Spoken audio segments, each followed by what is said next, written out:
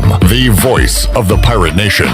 We are back, baby. We are back. CPW's is back. Back open every day for lunch. CPW's classic menu is also back with all of your favorites like tortellini CPWs, Cajun chicken and pasta, classic lasagna, the garbage pizza, the stromboli, calzone, Atlantic salmon, the Cajun fried shrimp wrap, and more. Start every meal off with your favorite beverage and CPW's fresh baked bread and garlic butter. CPW's is back. Back open for lunch in the Stanton Square Shopping Center next to the hospital. Follow CPW's on Facebook for daily updates. Humana is proud to serve veterans. If you've recently turned 65 or become Medicare eligible, Humana would be proud to help you with your Medicare decisions or any questions that may arise. Let an agent assist you now to determine which Humana Medicare plan may best serve you. Humana can teach you about health plans, which will provide you with the access to products and programs to help support a healthy life. Humana is proud to be the national Medicare Advantage plan provider to the veterans of foreign wars. This is Denise Walker. Call me today at 434-531-5674 to get a no-cost, no-obligation Medicare benefits review. Here today with Cousteau, also known as Ryan Miranda to his friends and family. Why do you come to F3? I like F3 because it brings me around a lot of different guys, helps me push myself, but also it helps me get out of bed in the morning and get myself moving, which is always really good for me. One letter, one number, F3. Fitness, fellowship, and faith. All workouts are free of charge and open to all men. Leave no man behind, but leave no man where you find him. Learn more today at f3enc.com. More meat ounces means more meat bounces. Get any papadilla like the new double cheeseburger papadilla for just $6. Papa John's. Hey, Pirate fans, the Papadillas are part sandwich, part pizza, and only $6 each. The new Cheeseburger Papadilla is an MVP move for game day or any day. Place your order online at papajohns.com and sign up for Papa Rewards. Papa John's, the official pizza of the ECU Pirates. The busiest travel days of the year will soon be here. What better way to arrive at Grandma's house, or any house, than in a beautiful new vehicle? Phelps Chevrolet in Greenville. The new models are a feast for the eyes, and as comfortable as mashed potatoes and apple pie. And comfortable is the way you feel each and every time you visit our dealership. Come in and get you one. Phelps Chevrolet in Greenville. Come in and see our holiday savings. You'll drive home satisfied. Hey, this is Jay from Villa Verde. Did you know that Villa Verde opened up its second location? Yes, it's Villa Verde Dos on Arlington Boulevard across the hospital. This new location is a fast, casual environment where you can make your own bowls for only $9.95. Choose from our fresh ingredients from our toppings bars or enjoy an amazing rotisserie chicken. We promise you can be in and out in less than 15 minutes. For a quick, healthy meal at an affordable price, visit us at Villa Verde Dos on Arlington Boulevard. Villa Verde, a platform for good. If you missed Pirate Radio Live, you missed. Color analyst on the Pirates IMG Sports Network, Kevin Monroe. Did it look like ECU wanted it that much more, or did they just play that much better than the Mustangs? They just played that much better. I mean, I don't think either team was more hyped coming into the game. I don't think that SMU ever thought they were out of the game early on. And so as the Pirates started to gain some momentum and get excited, yeah, you could see some complacency and some heads down on the other sideline. Pirate Radio Live, weekdays from 3 to 6, right here on Pirate Radio, the voice of the Pirate Nation. This is Pirate Radio, WGHB Farmville, 1250 and 92.7 FM Greenville, WDLX Washington, 930 and 104.1 FM Washington. The following is an exclusive presentation of Pirate Radio, the voice of the Pirate Nation. Welcome to Pirate Radio Live. You can paint this with purple. Now live from the Pirate Radio studios in the heart of the Pirate Nation, here is your host, Clip Brock. Hello, everyone. Welcome in to Pirate Radio Live on a Thursday. Clip Brock here with you on Pirate Radio 92.7 FM in Greenville, 104.1 in Washington. Live online, pr927fm.com. And you can watch us on Facebook Live and YouTube Live as we will be with you for the next 3 hours. I'm proving how much of a professional I am. A lot of adversity going on around me, but I cannot be distracted when I am hosting this program. All right, we got a big show for you. We'll talk a little golf coming up around 3:30. Got the Golf Shop Show coming back to Pirate Radio on Saturday. Mark Greenie is the host of that program. What are you laughing at? Greenie. He's calling himself Greenie. He's Greenie. No, he is not Greenie. Other people call him Greenie. I'll respectfully disagree. Shut up. There's Tyler. another Greenie. I have not introduced you yet. Greenie will be here at 3:30. Mike Greenberg? On the program. At 4 o'clock, Stephen Igoe from Hoist the Colors. He's got a radio show at noon on ESPN. It's called Greenie. Stevie will be here at 4 o'clock. Troy D., Tyler's buddy, will be here at 5 o'clock. If he makes it. And Mike Aresco, the commissioner of the American Athletic Conference, will be here as well. We have to open up the treasure chest. Shirley, we're going to double down again today. What do you say?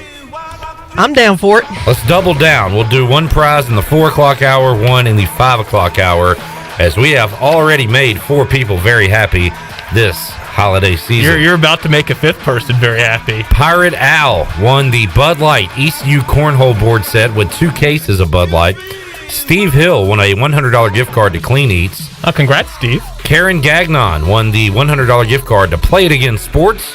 And Josh Thomas won a $100 gift card to Tiebreakers. Wow. Those are the 4 gifts we have handed out thus far, and a lot more to go inside the treasure chest. 24 more, to be exact. That's a lot of mozzarella sticks from Tiebreakers. That it is. We'll do 2 more today on the program. All right, joining me, full head of steam, got here at 3 o'clock. 3 o'clock. Right on the dot. And 15 seconds. No, 3 even. Tyler Feldman from WITN Sports. Hello, Tyler.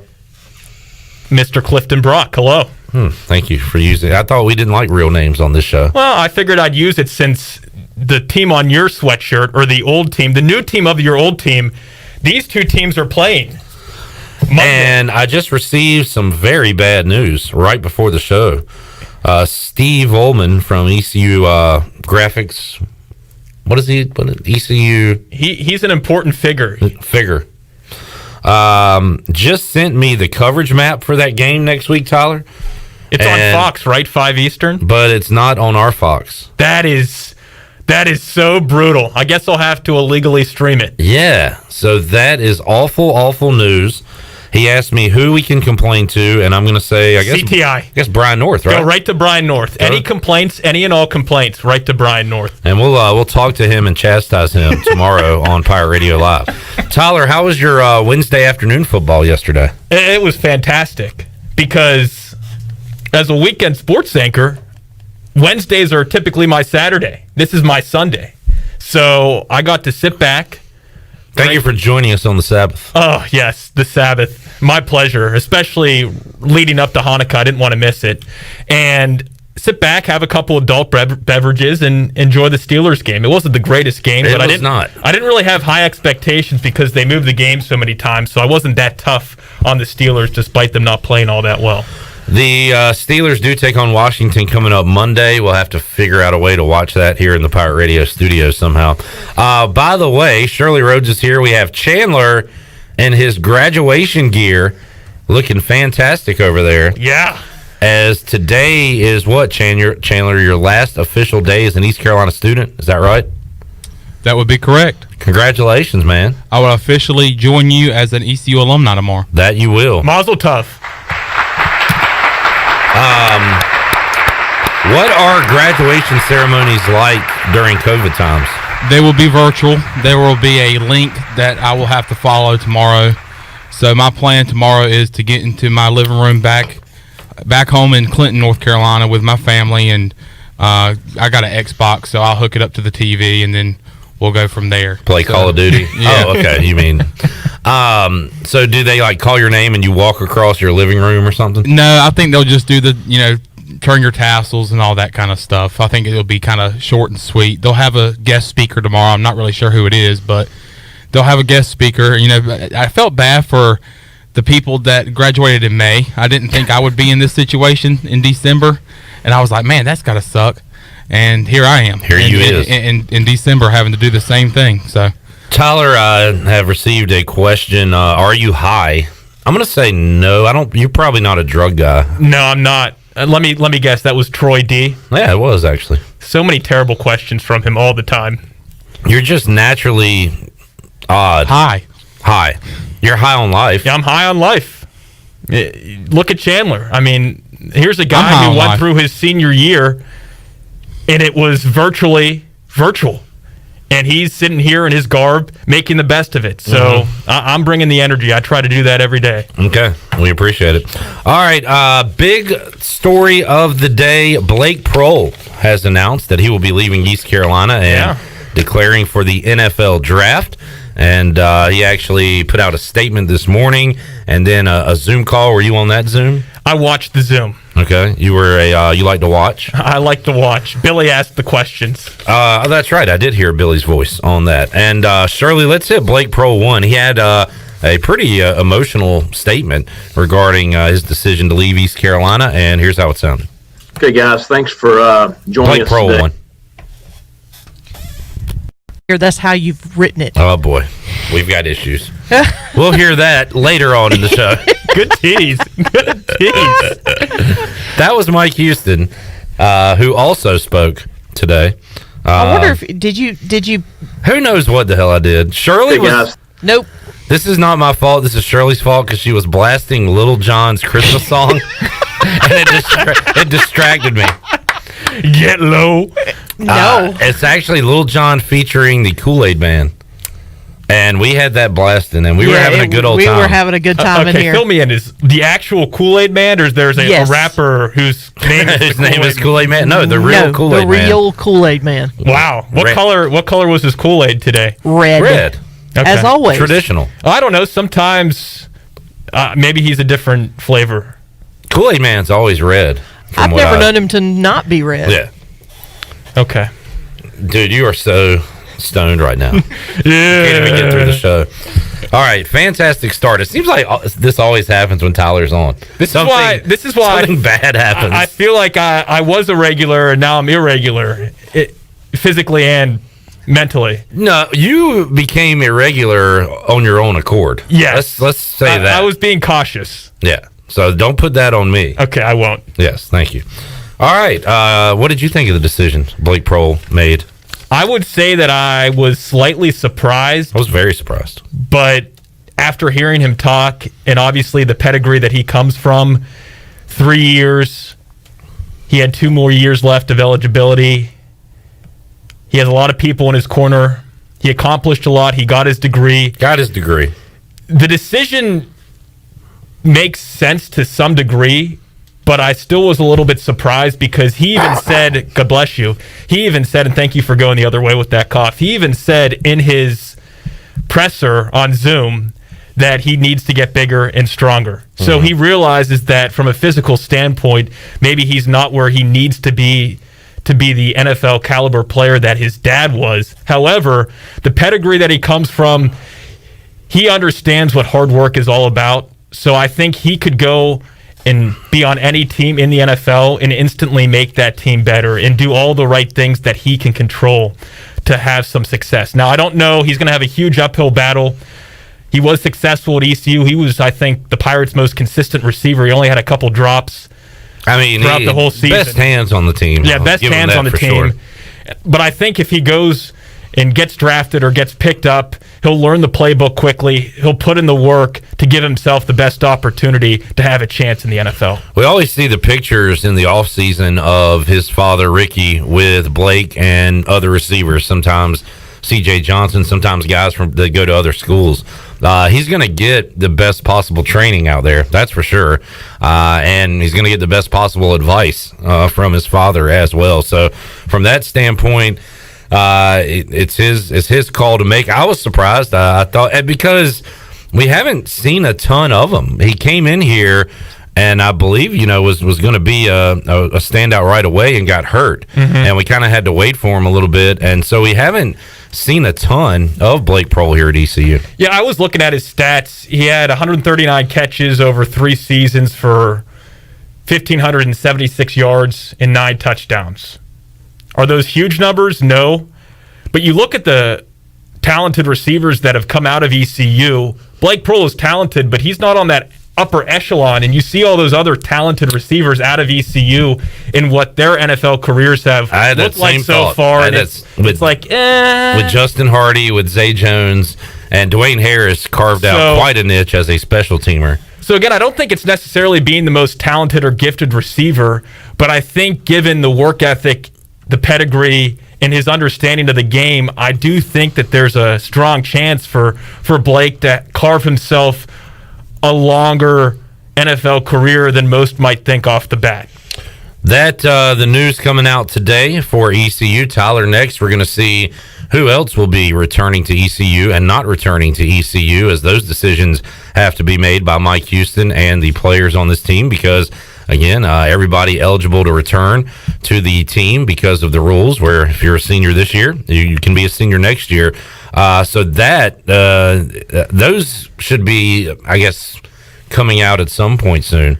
Who's definitely returning and who will be entering the transfer portal. We saw a ton of guys yesterday announcing they're entering the portal with Robert Kennedy, Tank Robinson, Hosey Hadri-Badri, which kind of already knew two of those. But that is kind of the next thing on the docket, I guess, for ECU football. And Mike Houston spoke Tuesday, wrap-up session for the season, and he said the Pirates, he may not sign more than 15 guys out of high school just because of how the numbers will play out with that additional year given because of COVID and all that came with that. It'll be interesting. There's going to be a huge trickle-down effect to the transfer portal, to high school guys, and to college programs, because I don't think in programs that are more financially stable right now, which there's a good amount despite the pandemic and how it's impacted college athletics, who are going to have more than 100 players on their team. Yeah. That won't be ECU. ECU, maybe 90 max. I mean, they're not going to have over 100 guys, so they're going to be very careful. And Mike Houston said he's going to be very careful, and they're going to be very direct with specific needs when it comes to signing players come January. Tyler Feldman is here. Shirley Rhodes brought to my attention earlier today a couple of quarterbacks that will not be in the AAC next year. Mackenzie Milton, and still like writing new chapters in his story, which we thought that book might be closed after his gruesome injury. But he is entering the transfer portal, as well as the Temple QB. Is it Russo? Yeah. If you haven't seen the video that Central Florida Athletics posted with Mackenzie Milton, it's about 6.5 minutes long. It's well worth the watch just with everything that he's gone through. Like you said, thought the book was going to be closed on his playing career. He comes back, puts in all the work, and then UCF, they realized that Mackenzie Milton was no longer their guy at quarterback. He realized that too. He's such good friends with all the quarterbacks in that program, so it'll be interesting to see. I have seen some reports out that James Franklin and Penn State should be looking at Mackenzie Milton. Last time we talked, Tyler, it was going into the Penn State opener, I believe. And boy, things have not gone as planned. Disaster. What has happened? I think you look at what ECU was able to accomplish with the talent that they had on their team, and it takes culture. And Mike Houston, despite the fact that they finished 3-6, I think has created the culture that you want to play for. But I think there's a culture problem within the Penn State football program. Why is that? Franklin's been there a little while now. I've had a handful of sources tell me that things aren't as cool within the locker room as you may think. And there's been a couple reports out about players being mistreated. I think there's a lot still to come out about the Penn State football program, but it goes to show you could have all the talented, you could have all the 5-star guys in the world, but if you can't create that culture top to bottom, I'm saying freshman class to senior class, and have that cohesiveness, that's why I give Mike Houston a lot of credit. And you heard Blake Prohl give credit to Mike Houston. 2 years under Mike Houston. Actually, on this date 2 years ago, John Gilbert was announced as the new athletic director. Mike Houston was announced as the new head football coach on Happy this anniversary. date 2 years ago. And Mike Houston said Tuesday that this felt more like year 2.5 because they missed out on another offseason. On this date. Wasn't it you that corrected me? Yes. Anytime someone says on this day, that is incorrect, grammatically speaking. And I always use that for my sports trivia. And Tyler, who has also been exiled from sports trivia. Well, I've just been careful about I understand where I've been going. You are the only player to ever get ejected from a game. And you are the Rashid Wallace. I take a lot of pride in that ejection. That is incredible. It's currently at the bottom of my accolades on my resume. Yeah, put that on the resume. WIT in sports. Ejected. And it's a conversation starter, no doubt. Yeah. That's a good one to tell the ladies. No, but I mean, Mike Houston said Tuesday about Blake Harrell, talking multiple Blakes. Defensive coordinator came in and basically had to meet the defensive unit via Zoom. Mm-hmm. And just imagine going through a whole season not really getting to meet your staff, your players like you should. And Mike Houston's a relationship guy, so I am excited to see where this team goes, despite the fact that Blake Harrell has decided to enter the NFL draft. Yeah, and it's a pretty good looking 3-6, right? Yeah. You take the Tulsa game, Navy game without Holton. Yeah. So I don't want to say ECU overachieved, but it was close to a winning season this year. Yes, very close. Yes. Have you been to Minji's? Yes, I was there. On Tuesday? I was there Tuesday. Boy, was it interesting. So Tyler Feldman in past years would roam around the court and shoot your shots. How about this year? What are you able to do?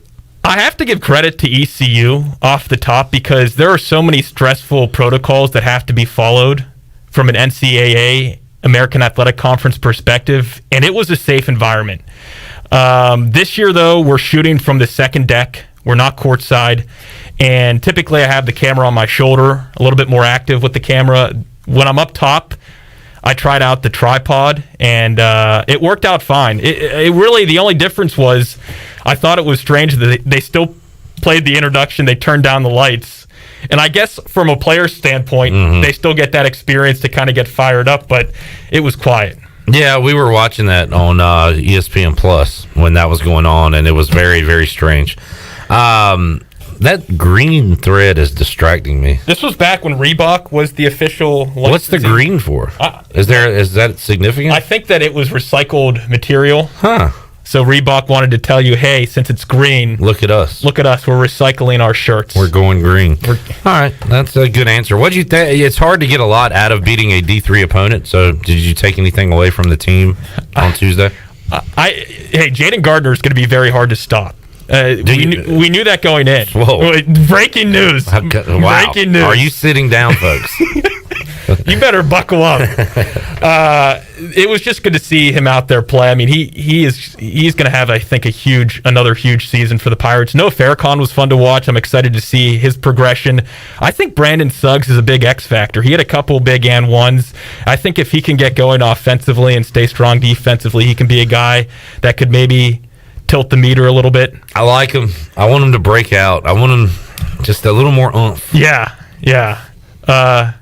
But it's tough to gauge when you're playing a team like NC Wesleyan. Charlotte win was really good. That was nice. To pick that one up on the road. And I think Radford will be a challenge. Now, they are off to a bad start this year, but traditionally they are at the top of their league and a good team. And local connection on Radford. Southwest Edgecomb's Keyshawn Porter, who we featured as a Pepsi Player of the Week. It's now been rebranded as Sports Spotlight, but he is on that Radford team and has been seeing minutes off the bench. So, all right, a local guy will be in Minji's from Southwest Edgecombe. Sounds good. And then you'll have some more local jokers on Monday, right? When ECU takes on UNCW. Oh, yeah. You'll have the Phillips. Shaquem Phillips is actually injured, though. He's been out. I looked at a box score, didn't see his name. And Amaje Dodd has not been seeing a lot of minutes. They have a new head coach, the new coaching staff in there, so I think maybe he's still trying to see what he's got. Okay. Well, either way, they'll be in the building, hopefully. Yes. On Monday. Clip, speaking of basketball, this just came out just a few minutes ago. The American has announced the broadcast schedule and the game times for all the league contests for this month.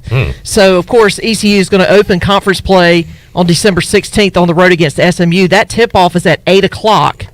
And then they will host Tulane in the conference home opener on December 22nd. That tip-off will be at 3:30. And then does it have TV schedules on that? Yes. All of these are ESPN Plus. Oh, okay. From what I've been told. Wait a minute. Let me double-check that before I haul off and say that. But, yes. Each of the Pirates' first 3 conference games will be streamed on ESPN+. Okay. And what are the dates again for SMU and Tulane? Okay, so December 16th is SMU at 8 p.m. So that'll be a Wednesday. Yep. And then Tuesday, December 22nd, 3:30. That'll be the home opener. That's weird. And then... Although... Okay, I'm sorry. Hopefully it doesn't conflict with the NFL schedule.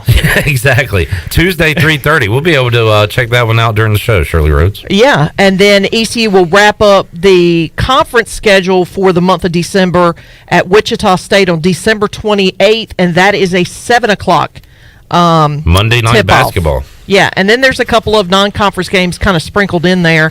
You've got North Florida. That is a 5 o'clock tip-off. That is at home. The Ospreys? Yeah, that's a good team. No, they're not. Yeah, that's a good team. They play ECU. I'm sorry. Go ahead, Shirley. No, you're fine. December 19th, they will host James Madison. That is a 1 o'clock tip-off. And, of course, we mentioned Radford Their football coming coach up on... used to be Mike Houston. That's true. We're just doing commentary. You can keep talking, Shirley. I'm just waiting for y'all to finish. This is the DVD commentary. I'm trying not to get too far ahead of myself. Like end of December, are we? What's the season going to look like at that point? So I'm kind of taking this basketball season week by week. I wonder how many of these games. Yeah, and how many times will the schedule change before we get to December? Any other games, Shirley? Yes. What do you got? Yes. Yes, Shirley. Well, y'all interrupted me. I was waiting for y'all to finish. Okay. We are done now. Of course, Radford coming up December 5th at 2 p.m. Don't you do it, Clip. December 7th at 5 p.m. at UNCW. So those are all of your December games. So 5 o'clock on Monday, we'll be checking that one out. I got That's Washington. at UNCW?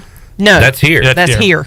We got Steelers, Washington, and ECU Wilmington at the same time on Monday. Tyler Feldman. It's a tough break, man. The life of a sports guy. We got ECU basketball today, too. 4 o'clock tip-off, Pirates and Bulldogs. Of Georgia. And are you going to that? No, you're I'm off. off today. That's right. Okay. All right, so Kim McNeil's team coming off a win over the Who's. And I really like Kim McNeil, too. That's another head coach that I think, John brought in and I think has the right sort of culture. So I'm interested to see what the players that she's got that lost to Towson, but they came back and picked up a win. Nice one at Virginia. Of course, Kim McNeil coached there for a number of seasons as an assistant and as an associate head coach, so she was familiar with the Charlottesville area. But I think that's another team. You got a lot of players coming back, and you've got a lot of transfers and young players. So I think there's a good unit there. I'm excited to see what they achieve this season. Tyler Feldman, not a Pirate fan, but it's nice when the teams you cover win, and to have the Friday, Saturday, Sunday ECU men, women football all winning, makes for a positive weekend, right? Yeah, I don't think that's the first time that's happened since I've been here, and it's been 2+ years. It's been a long 2+ years for Pirate Nation. So hopefully with the head coaches, the programs, I think they're on the upswing. Financially speaking, we'll wait and see. But I think the future is looking brighter than it has in quite a while. Tyler, what's on your docket for this weekend? I got to say, talking to Wager McGee yesterday, we're not that jazzed up about college football because, what games matter? There are a few that matter. BYU Coastal Carolina matters. Yeah. And I am psyched for that one. That should be a fun game that they've added to the schedule. Of course, ECU basketball tips at 2 o'clock Saturday. I'll be there. I think UNC football kicks at noon on Saturday. I think ECU women's basketball plays at noon on the road Saturday as well. So there's a lot going on. The seasons are getting back, and high school sports are kind of getting back too. How much are you and Billy talking about, the start of 2021 with the high school sports? Because that's going to get pretty crazy. Yeah, and it doesn't seem like the High School Athletic Association in the state of North Carolina is changing the schedule. I think they came out with that either today or yesterday. So it's going to be a lot. Yeah. And so it's going to be basketball rolling into football, rolling into baseball? Yes.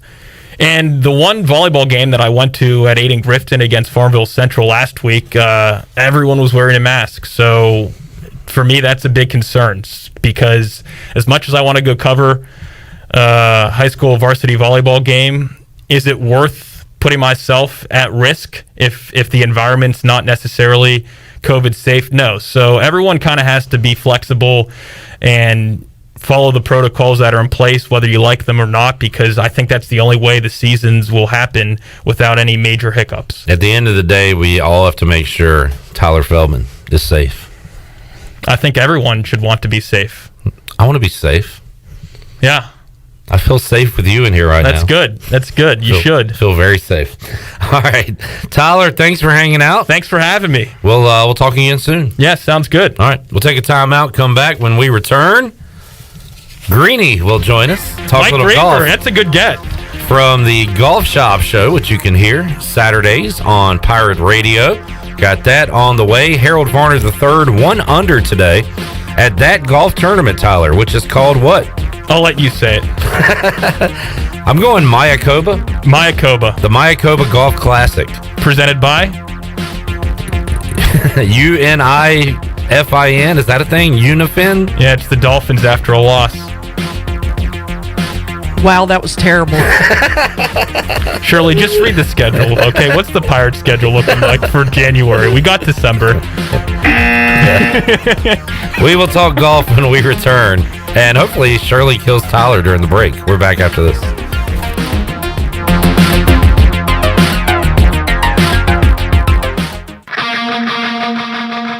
Hey Pirate fans, this is Cliff Godwin. Baseball is back at Clark LeClaire Stadium. We will be hosting several youth camps over the next couple months. All camps will be at Clark LeClaire Stadium, and all camps are open to participants between the ages of 7 and 13. Make sure to check out our camp website at cliffgodwinbaseballcamp.com for all camp details and registration information. And of course, go Pirates. Get your ice cold Bud Light Seltzer here. Even though you can't go to the game, doesn't mean the game can't be brought to you now here. Just go to budlight.com/delivery. That's budlight.com/delivery. Give me 2 mangoes. Coming at you. It's a little short. Ow. Sorry. You know what? I'm just going to walk them over to you. Whenever there's a game to watch, there's a Bud Light there. Enjoy responsibly. Anheuser-Busch, Bud Light Beer, and Bud Light Seltzer. IRC Beer in Texas, St. Louis, Missouri. Bostic Sugg Furniture is overstacked and overstocked. Overflowing inventory means clear out prices. Hurry in and take advantage of the biggest and best deals throughout our showroom. Save up to 20% off the best furniture brands: Lazy Boy, Bassett, Kincaid, Rowe, and Restonic mattresses. Plus, just for this sale, 12 months special financing or choose 48 months special financing. There's savings on top of savings. We're overstacked and overstocked, and that means big savings for you at Bostic Sugg Furniture. Cold weather is here, and some families in our area need help to stay warm. Greenville Utilities' Neighbor to Neighbor program provides help for those who need temporary assistance with their heating costs. You can make a difference. Your tax-deductible donation can be added to your GUC bill each month, or you can make a one-time donation. And GUC matches all donations up to $20,000 each year. Consider helping a neighbor stay warm this winter with GUC's Neighbor to Neighbor program. For more information, call 752-7166 or visit GUC.com. This holiday season, remember Jersey Mike's for all your catering needs. Whether it's a private party or you're just feeding the office, Jersey Mike's can take care of it all with 5 convenient locations serving the Greenville area. Jersey Mike's also has online ordering, contactless pickup, delivery, and in-store takeout. Subs, salads, wraps, and all items are sliced fresh all day, every day. Take a break and enjoy Jersey Mike's. Everybody likes Jersey Mike's. Open 10 a.m. to 9 p.m. daily. It's the most wonderful time of the year. That's right. It's the most wonderful time of the year to get your car washed at the Shine Factory in Greenville. Now through the end of the year, the Shine Factory is offering their unlimited Lava Factor car wash for only $20 per month, or the Manager Special Wash for only $25 per month. Simply pay one low price and wash all month, anytime, with free high-powered vacuums. Plus, don't forget to pick up some gift cards for your family and friends. The Shine Factory is open daily from 7 a.m. until 9 p.m. on Memorial Drive across from Lowe's. Hey, welcome to Jack Brown's. Hey, can I get a cheeseburger and add lettuce and tomato? No, we don't have it. You can get some macaroni and barbecue chips on it, though. Greg Brady style. Or cream cheese and jalapeno jelly. Cobra Kai. Or bacon, a fried egg, and some cheese. Chiplet. Or just cheese, like a cheeseburger. Cool. I'll take a Greg Brady with those new cheese fries you guys got. Sounds good. Oh, I forgot. Can I get a side of ranch? No! Jack Brown's, 805 Dickinson Avenue, Greenville. This is Stephen Igoe, publisher of HoistTheColors.net. Recruiting is the lifeblood of any college sports program, and no one devotes more coverage to the future of ECU athletics than Hoist the Colors. Want to know who's going to be the next Holton Ahlers or Jaden Gardner? We've got all the inside scoop on the Pirates' most talented recruits and top targets 24/7. Sign up now and get your first month of coverage for a single $1. HoistTheColors.net, the most reliable reporting on ECU athletics.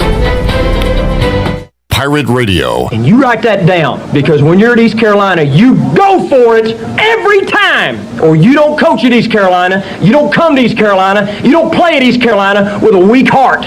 Write it! The voice of the Pirate Nation.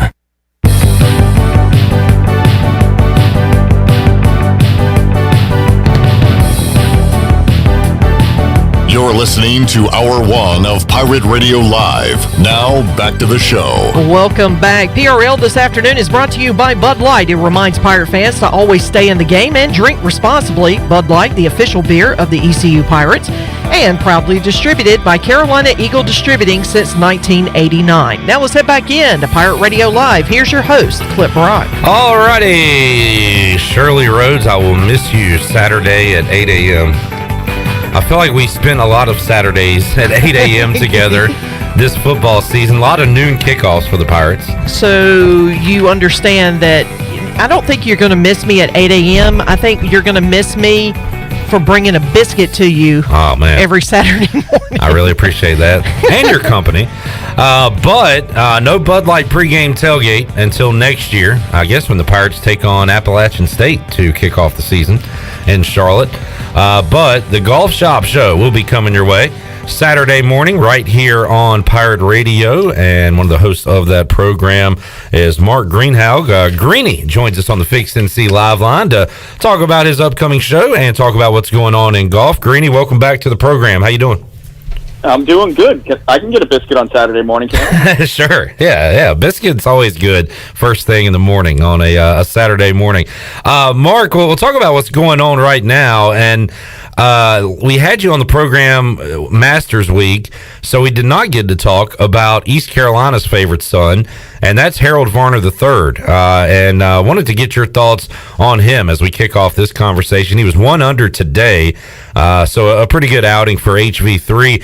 What's the perception of him? Because we're very biased around here, obviously, Mark. But what's the perception of Harold Varner III, the golfer, amongst the golf community? Everybody loves Harold. I mean, he's just one of those happy-go-lucky guys that just has a lot of fun out there. Just kind of gets up and rips it. I mean, not a big guy whatsoever, but man, he hits it a long way and is just happy every single day out there. He's one of those players where it's hard to tell if he just made an eagle or a double bogey. So he's got a great attitude about it. Harold's just got to get a little more comfortable when he gets in position to have a chance to win. We've seen him with a couple of opportunities, and you know what? It's hard to win. It's hard to win any golf tournament, whether it's your member guest, your club championship, winning $5 off of your buddy on a Saturday morning. It's hard to win. I mean, there's lots of pressure. So to win a PGA Tour event is not easy. That's why not a lot of guys get to have that opportunity, and we see it all the time. We even see the big boys struggle down the stretch sometimes. So obviously Dustin Johnson didn't struggle at the Masters a few weeks back, though. He was solid and locked in, that's for sure. And we're kind of hoping that's the next step for Harold to break through and win one of these tournaments, because you're right, he has been in contention in some big time events. But as you said, I guess you got to go through a few of those, Greeny, and then and get that confidence and finally have that breakthrough. And hopefully that's in the cards for Harold soon.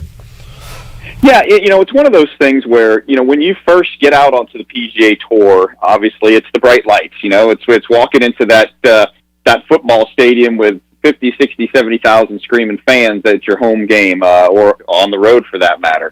You got to get comfortable in that situation. So it takes a little bit of time to get comfortable.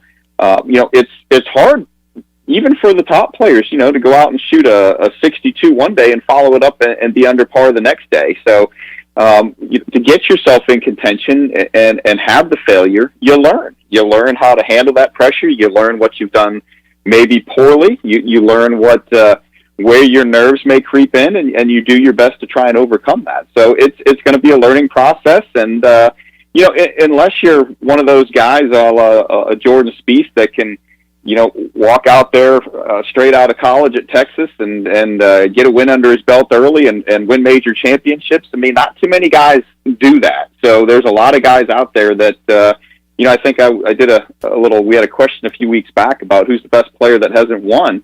Cameron Tringale has about $10 million to his name on the PGA Tour and about 350 starts on the PGA Tour and hasn't won yet. So, there's plenty of opportunity out there for Harold, and there's plenty of guys that haven't won on the PGA Tour. Harold, playing in Mexico right now. Mark, what's the schedule look like? What events are you looking forward to on the calendar when it comes to the PGA Tour on the horizon?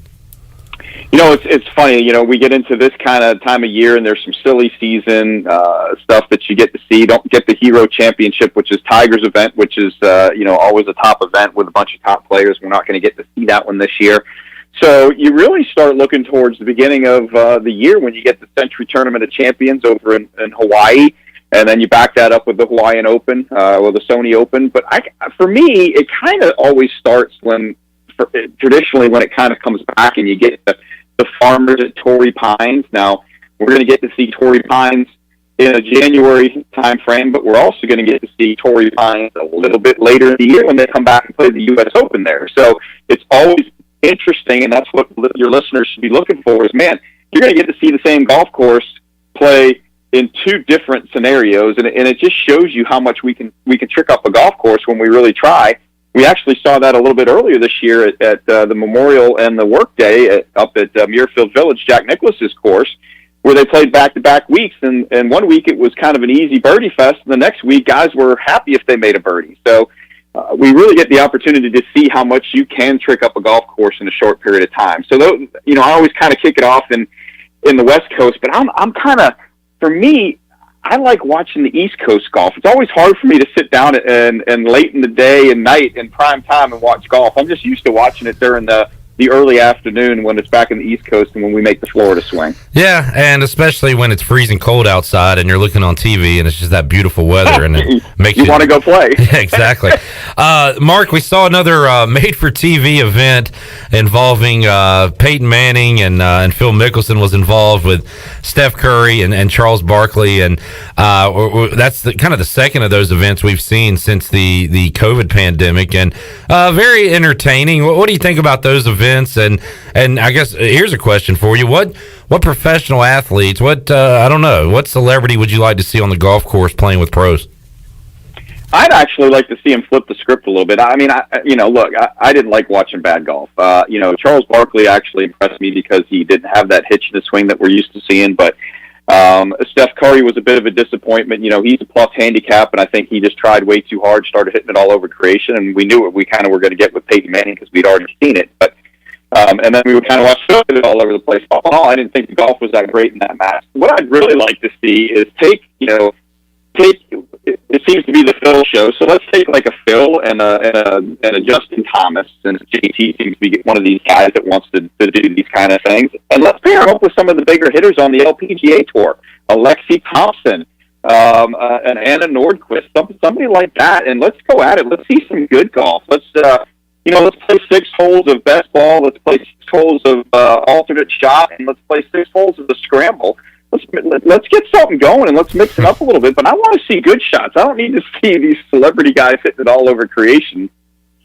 That's a pretty good point. I don't want to see Phil Mickelson playing basketball, so why would I want to see these guys playing golf? Right. Yeah. That's a good point. Mark, tell us what we got coming up Saturday, 8 a.m. You can hear right here on Pirate Radio, the Golf Shop Radio Show on Pirate Radio. What do you guys have cooked up for this weekend? Well, we're working on some things as well, but we got one more major left, and it's on the LPGA Tour. We have the U.S. Women's Open going on in Houston next week down at the Champions Club. Just looked at the weather. going to be in the low to mid 60s, but rain could be a concern, so we'll see how that one plays out. So we're going to talk to Brett Nutt, who is the head golf professional down there at Champions Club, see what kind of setup we're going to get. We're working on some bigger names. We're trying to get a past champion of the U.S. Women's Open, like an Annika Sorenstam or Michelle Wie. We're also going to talk to our friend Bill Bender of the Sporting News about college professional sports, and then we're going to talk to the president of Chirp. It's called Chirp Golf. It's an app where you can actually create a group with your buddies, and you can go out and bet about all the stuff that's going on. For instance, on the Mayakoba, you'll get a pop-up and says, "Hey, is Tom Hoagie going to hit the fairway on the 12th hole?" And you can bet some money on that against your buddies. And it's not real money; it's just kind of some play money. But you can kind of have a little gambling thing going back and forth amongst your boys. So we're going to find all out about this app. So we'll check that out coming up this Saturday, and Saturdays moving forward with the Golf Shop Show. Greeny, thanks for joining us on Pirate Radio Live today. We'll talk to you again soon, and talk more golf with you.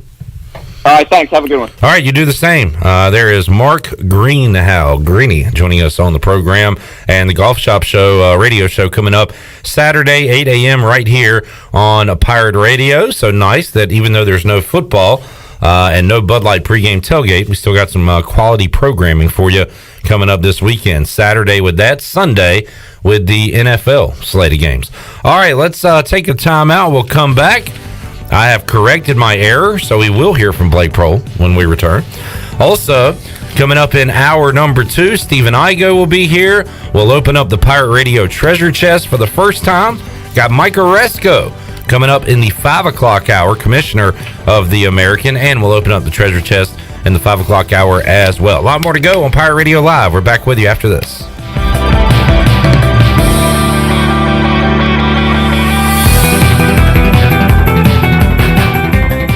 UBE and PirateWare.com have everything to fill Santa's sleigh this Christmas. Officially licensed ECU gifts and apparel, polos, outerwear, and sweats from Champion, Columbia, and Cutter & Buck. Visit the Crow's Nest for the largest selection of ECU children's apparel in the world. Be sure to follow UBE PirateWare.com on all social media platforms to stay informed on sales, events, and giveaways. UBE and PirateWare.com, making your Christmas jolly and bright for over 50 years.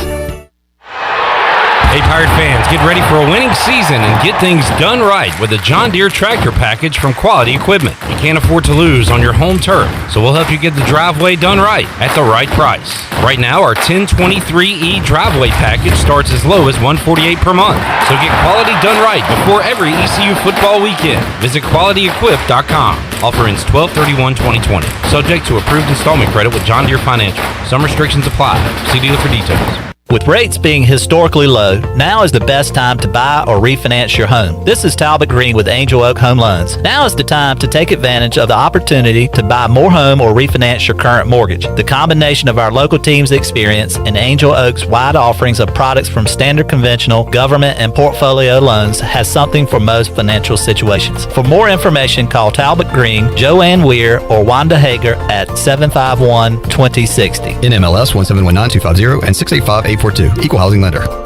White Claw Hard Seltzer. Discover a new wave of refreshment. Crafted using seltzer water, 5% alcohol, and a hint of fruit. Available in 5 fruit flavors, 2 grams of carbs, gluten-free, and 100 calories. Find it at whiteclaw.com. White Claw Hard Seltzer. Nothing tastes quite like it. Please drink responsibly. Hard seltzer with natural flavors. White Claw Seltzer Works, 2019 Chicago. Visit whiteclaw.com for full nutritional information.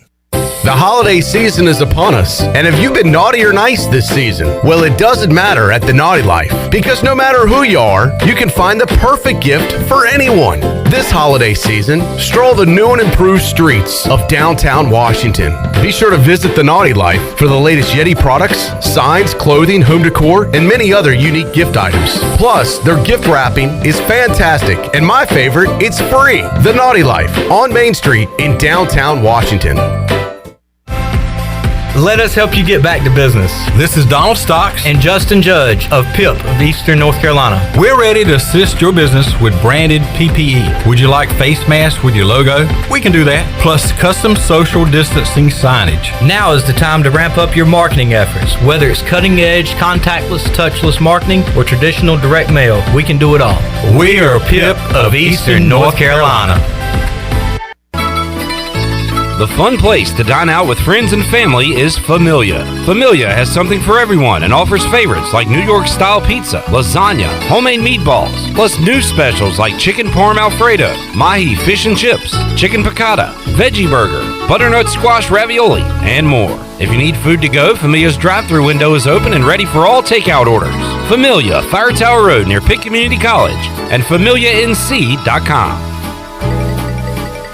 PR927FM.com is the Pirate Nation's home to stream Pirate Radio live or archived anytime. Steve Roccaforte, he is the associate head coach and recruiting coordinator. If you think the three ball will start falling as the season goes on. Yeah, I think our biggest thing with that is, and I know this is going to sound elementary, but we need to shoot wide open threes. And the way you shoot a wide open three is it's going to be off a driving kick. It's going to be off an extra pass. It's going to be by moving the ball and not sticking the ball at all. And it's also about guys making good decisions. PR927FM.com, the voice of the Pirate Nation. You're listening to Pirate Radio, the voice of the Pirate Nation.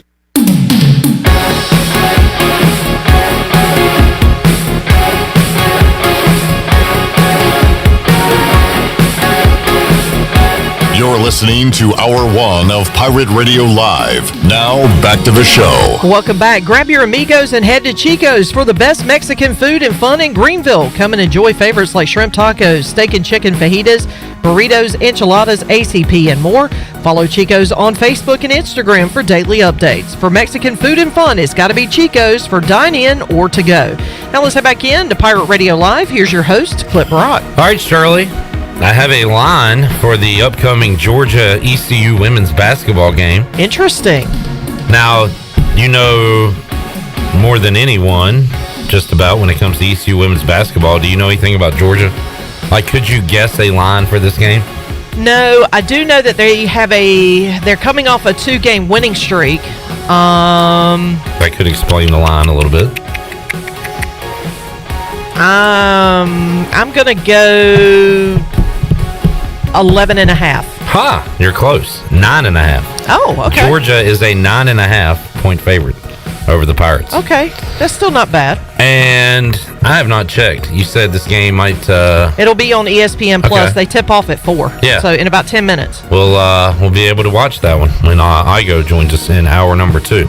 All right, top story of the day. Blake Prohl is headed to the NFL draft. He will forego his next season here at ECU, and we heard from him earlier today. Let's start this time, Shirley, with Mike Houston, who made his opening comments and introduced Blake Prohl. Okay, guys, thanks for joining us today in 2020 fashion. We're having to do this by a Zoom call, but appreciate everybody taking time to get on here. Just want to say real quick, we all know we're on here to discuss, and just want to first just say how proud I am of Blake. I got to meet him 2 years ago this week, and in my time here, Blake has been everything that I could ask of him as a player, as a student athlete, and as a person, and just thankful for my time I had with him. I thought he had a great year this year. Worked so hard to develop and just excited about this next opportunity for him. Proud of him and the way he has handled everything and making this decision, and I feel fortunate to have had this time with him. So just excited for him. All right, Mike Houston there, and then went on to introduce Blake, who, before taking questions, had a pretty emotional statement when he started talking about his coaches, his teammates, and here's how that sounded.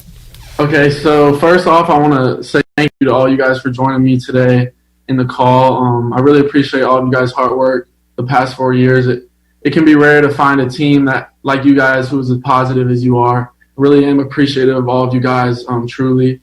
What a blessing the past 4 years have been. I was able to earn my degree and meet so many great people along the way, people who pushed me to be great. I want to start off by thanking my coaches. Coach Houston, try not to get emotional about it, but without him, I wouldn't have learned how to push through adversity. I wouldn't have been able to learn how to keep my head held high during rough times. and just stay positive no matter the circumstances, and everything that he's doing for the program. I can't wait to watch. I'll always be a Pirate no matter what. And I'm forever in his debt, truly.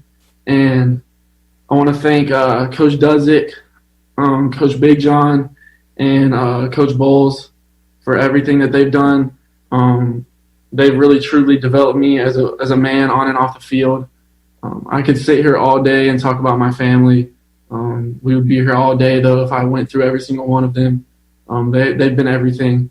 My father has been my biggest mentor, biggest fan, biggest coach for me. My mom is the most supportive woman, and I couldn't have asked for a better mother. And my brother and sister are, like I said, I can't begin to talk about them. Just very, very loving and supportive.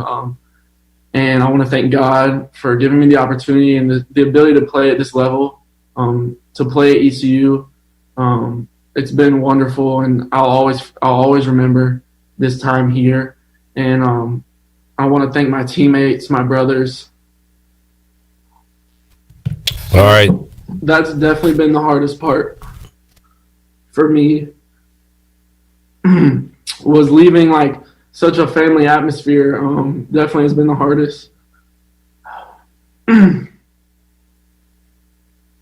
But I want to take the time to announce that I'll be declaring for the draft. And I know there's a lot of hard work in front of me, but I'm very thankful for this opportunity. I'm excited to work my tail off for Pirate Nation. And so now I'm open for questions.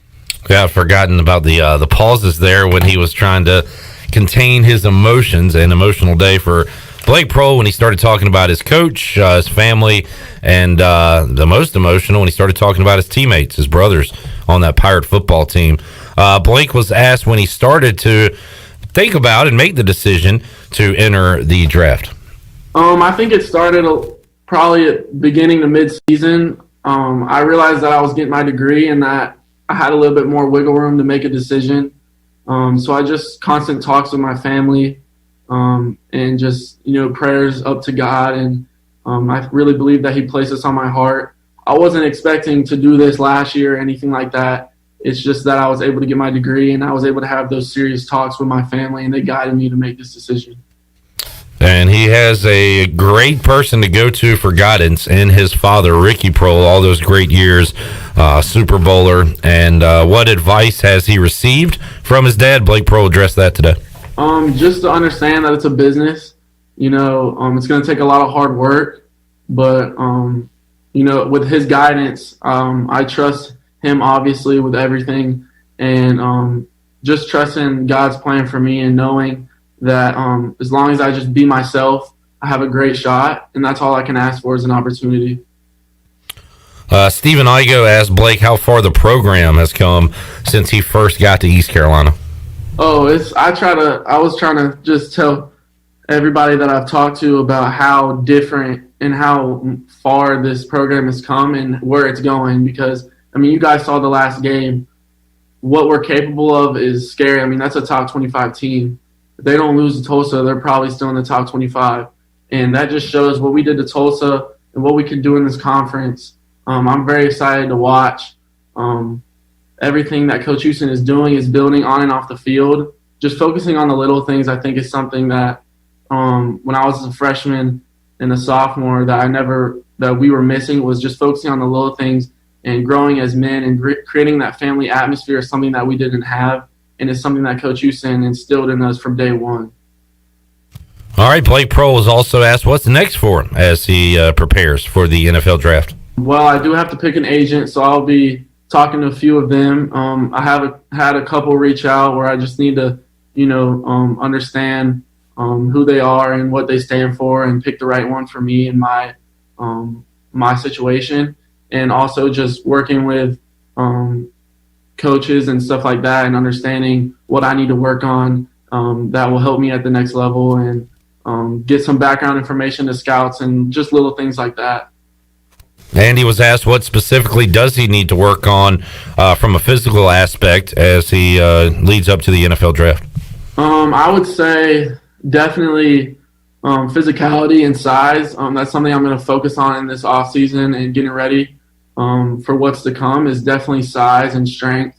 I'm going to spend a lot of hours in the weight room developing my body. The good thing is that I'm a late bloomer, so every year I'm getting bigger and stronger, more confident in myself. So I would say the biggest thing would definitely be size and strength. That is Blake Prohl, former ECU wide receiver. It's the first time I've said that, as he will be taking his talents to the next level as he addressed the media earlier today. All right, let's take a time out as we wrap up hour one. Got Stephen Igoe joining us. Talk about the Blake Prohl news. We'll talk Pirate hoops and more.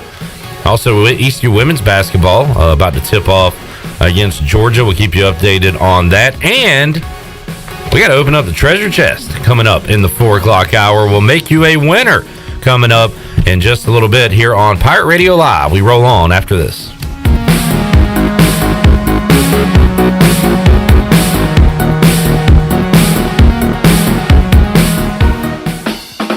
2020 certainly hasn't been the year many of us were hoping for, but one thing has stayed the same. I'm Tim Sutton with Greenville Auto World, and our commitment to our customers has never wavered. Let Greenville Auto World show you how easy it is to buy a quality used car in Greenville. We believe in fair prices, superior service, and treating customers right leads to satisfied repeat buyers. Your vehicle is a big investment, and our customers trust us to keep them up and running with outstanding service and value. We're Greenville Auto World, across from Hardee's at Bells Fork.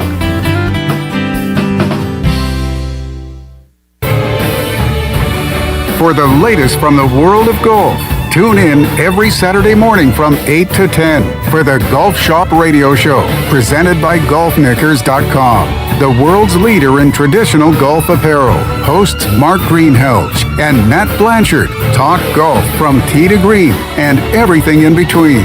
If you like golf, you're going to love Golf Shop Radio. Before you tee up, drop on in. Welcome to the Golf Shop.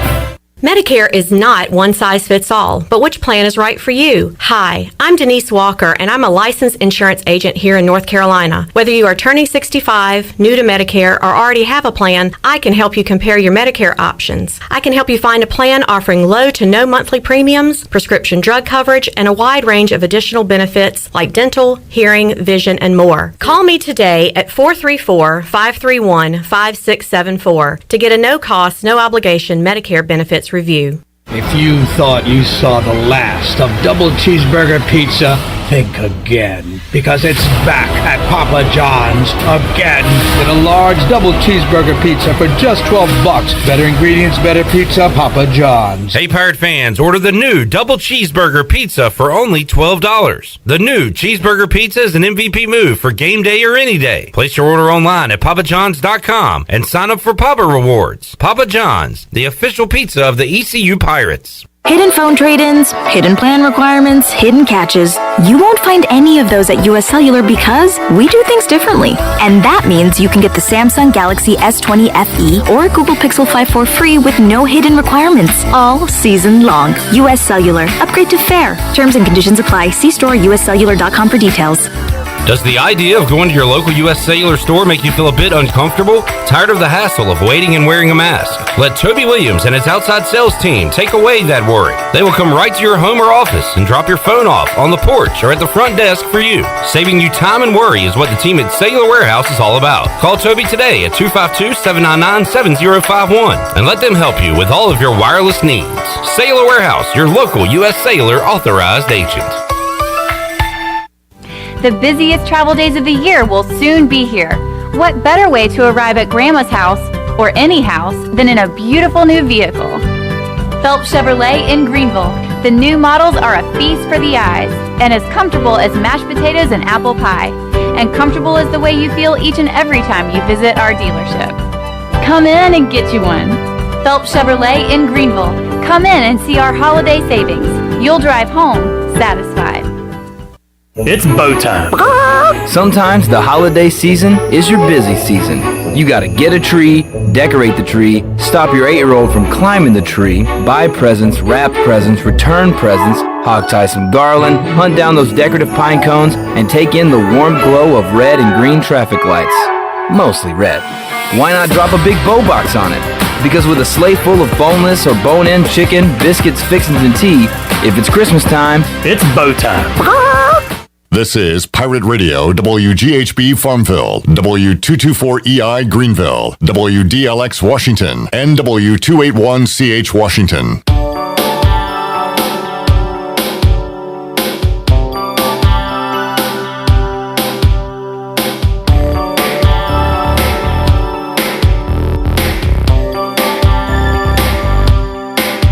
You're listening to Hour 2 of Pirate Radio Live. This hour is brought to you by University PC Care, your local tech support experts for all your business needs. Let University PC Care take care of it so you can take care of business. Visit universitypccare.com to learn more today. Now, back to the show. Welcome back. Town Insurance is your premier independent insurance agency. From maximizing opportunities to minimizing risk, Town Insurance's advisors offer expert professional advice to clients of all sizes. For personal or business insurance questions, call 756-8300 today. Now let's head back in to Pirate Radio Live. Here's your host, Clip Rock.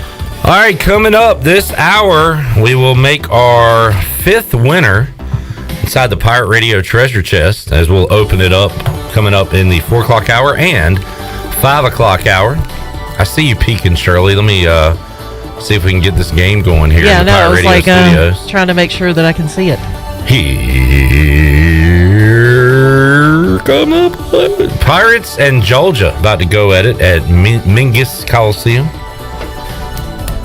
I haven't heard an announcer call it that yet, but I'm sure it'll happen at some point this year. Igoe. Stephen Igoe joins us in the Pirate Radio studios. How are you, Igoe?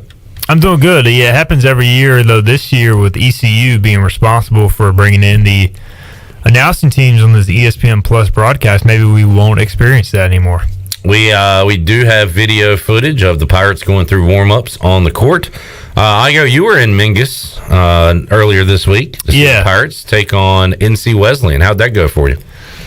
It was interesting. As I'm trying to figure out who is announcing this game for ECU, as they show the announcers, I don't recognize either one. Did you see Houston walk into the shot and then back off, like do a moonwalk? I know the guy's name is Chris Edwards. Okay. I can't remember who the female is because, I checked on that. They are on the call live at Minji's as they're about to tip it off. And Houston McCullough, not Mike Houston. Correct. Houston McCullough, who does the photos, the social media stuff for ECU. Does a good job. Nice banner there, tarp, that wasn't there on Tuesday when they played North Carolina Wesleyan. That kind of covers up the bleachers. That's pretty cool. I like that. So it's not just gray bleachers. But, it was strange. Just being inside an empty Minji's. I mean, you can make jokes. Yeah, ECU never has basketball fans or large crowds, but still, man, that place gets energetic and lively, and it was just dead. And I think, me and Ronnie talked about it.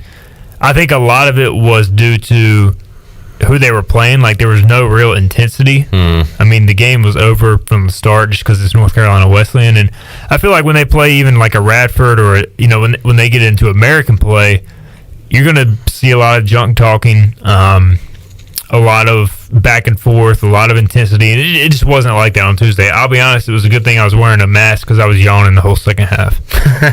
Igoe, what can you take away from it? One thing, Noah Farrakhan got in for his first action, and I'm kind of glad he missed some three-pointers after he made his first two, because if he made 2 or 3 more, everybody would have been clamoring for him to start, play 40 minutes, and if he was good enough and ready enough to do that, Joe Dooley would have him out there right now. But it was good to see him make his first couple of shots and looked like he belonged out there on the basketball court.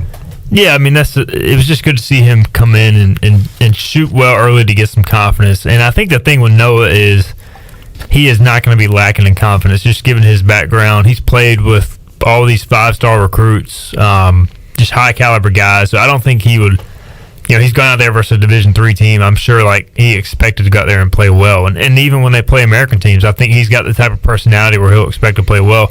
I was more impressed with his pace. They were playing zone, and so he didn't try to force anything, and his passes were crisp. He didn't do anything really stupid as a freshman mistake, Now, there was one time, I think, on defense, he may have had a breakdown, and they took him out, and Dooley said something to him, and then Antoine Jackson brought the whiteboard over, and you could see him kind of drawing up a play and explaining something to him.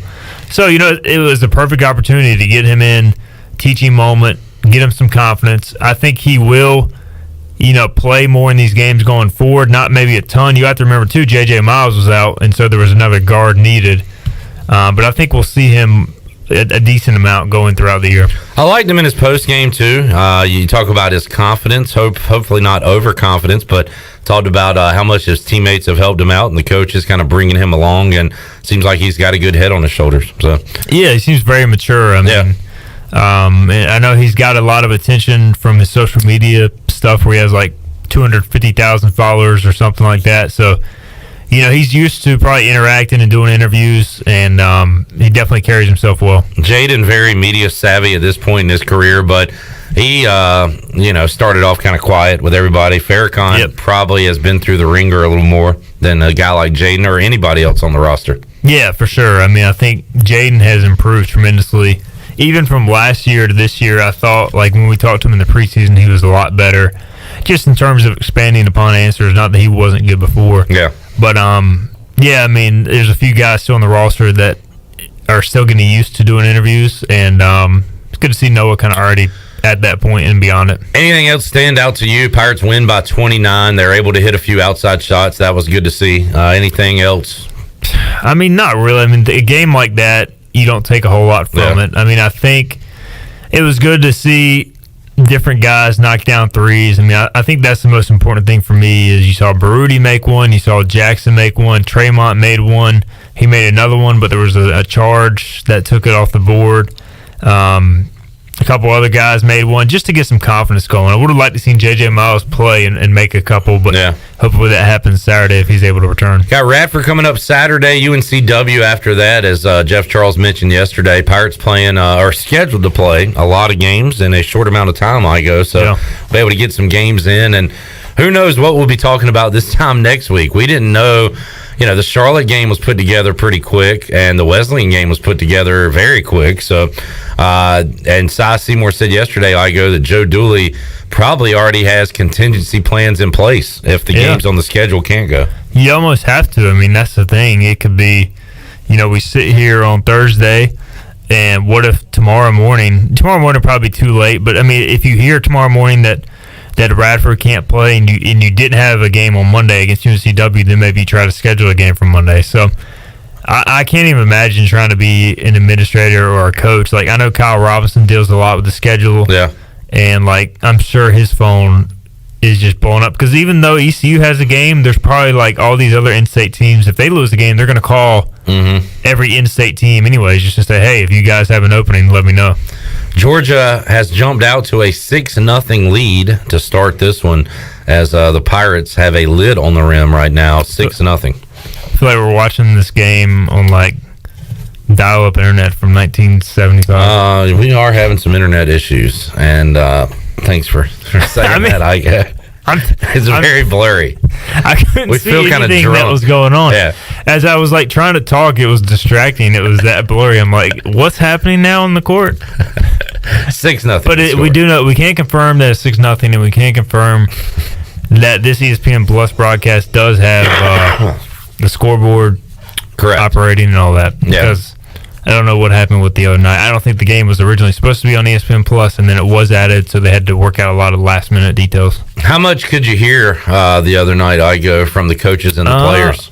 A good amount. I mean, I heard Joe Dooley just absolutely go off on one player who was, I can't repeat anything he said, but the player, it was during a media timeout, and the player, he was kind of walking over by the bench of North Carolina Wesleyan, like talking crap, and Dooley just, lost it and told him to go sit on the end of the bench very nicely. I love Dooley post-game. Like, it almost physically pains him to talk good about the team. Yeah, he does not want to say anything great. And even his answer, Shirley, do we have Joe Dooley 2 from yesterday? I think it's the one. See if do you still have that pulled up? Because I think his first response, it was either Joe Dooley 2 or 3. I can't remember from yesterday. His opening statement was the defense. He just went immediately into defense. It is Joe Dooley 2, because after he talked about all the negatives, he did bring up a few positives. We did some. I mean, it's as coaches, we're always negative about it. The number of turnovers, 9, is a good number. I did think we shared the ball. Sometimes we almost overpassed the ball.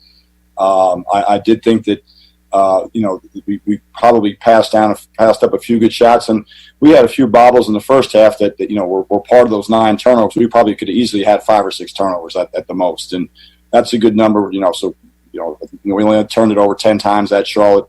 Value the ball, get a chance to shoot it, and I talk with the guys all the time. If we don't turn it over, we can shoot it, and the ball is moving. 24 assists is a good number, and percentage from the field and from the 3-point line are good numbers. Even like his positivity is got a negative tone to it. Igoe just wants to keep teaching, wants his guys to keep learning, and doesn't want to give too many pats on the back. Yeah, he is the ultimate perfectionist, I feel like, and that's why they practice twice a day and do all these different things, and they are really in depth into the analytics and film study. I mean, he's been a winning coach in the past for a reason. I mean, that's the thing, is he knows what it takes to win. He knows what winning numbers are, and he knows what's necessary. Having been at that game the other day, they gave way too many easy shots. And I know it's North Carolina Wesleyan, and it doesn't really matter to an extent, but like, he's still trying to set that culture, that tone, that no matter who we're playing, we can't let them come off the inbounds and just hit a layup. Like, that can't happen. So I think after there was one play like that where they hit he literally yelled no layups coming out of the timeout, and they gave up a layup, and he about lost it. So yeah, I mean, there's just situations like that, even with the veteran team, that he is trying to coach through. Was it Dooley that said that sometimes when you are playing better on offense and the ball's going in the basket, you get a little lax on defense because you're thinking, that's all right, we'll go get a bucket on the other end? I thought that was a pretty good point. Like, when you're struggling offensively, it makes you lock in defensively that much more, maybe. 100%. I mean, especially with a team that is not used to putting up 80 or 90 points a game. Yeah. When you start rolling offensively, and I mean, they could pretty much score at will on Wesleyan, so I do think there was some lax. I mean, if you're up 35 too, you're not going to be as tight on defense. Well, kind of saw it Saturday at Dowdy Ficklin Stadium, right? Yep. When you're up by that much, you tend to, I don't know, put the brakes on a little bit. All right, sorry, Igoe, we're back with our fuzzy screen, but it is 6-0 Georgia. ECU still yet to score. Yeah. Is the leading scorer back? LaShonda Monk? Yeah, it looks like Shirley says yes. Yeah. Okay, so I can't 100% confirm it's her, but I think it is her. And we'll keep you up to date on this one. We'll open up the treasure chest coming up later on. Igoe. Yeah, you can see her. She's down there in that lower right-hand corner right there. Okay, all right. She has been identified. Good to see her back. I am so ECU's done with football. I'm not super excited. I might be already into basketball mode, but I forgot to make our picks. I forgot to update our picks this week. I'll have to do it on the fly. Igoe. That's how out of tune with college football I am right now. I know we both picked SMU to cover. Yeah. So we lost that one. I don't think the slate this weekend is that great. It's not. In fact, the best game was scheduled today. BYU and Coastal Carolina. Right, yeah. How about them putting that together? I love it, man. In short order. Let's take a timeout, Shirley. We'll come back. We'll talk some Pirate football, and we will talk some college football and NFL as the Pirates have scored 6-2 the score. As we'll take a timeout, come back. We will open up the treasure chest following next segment as well, so stay tuned. More Pirate Radio Live on the way after this.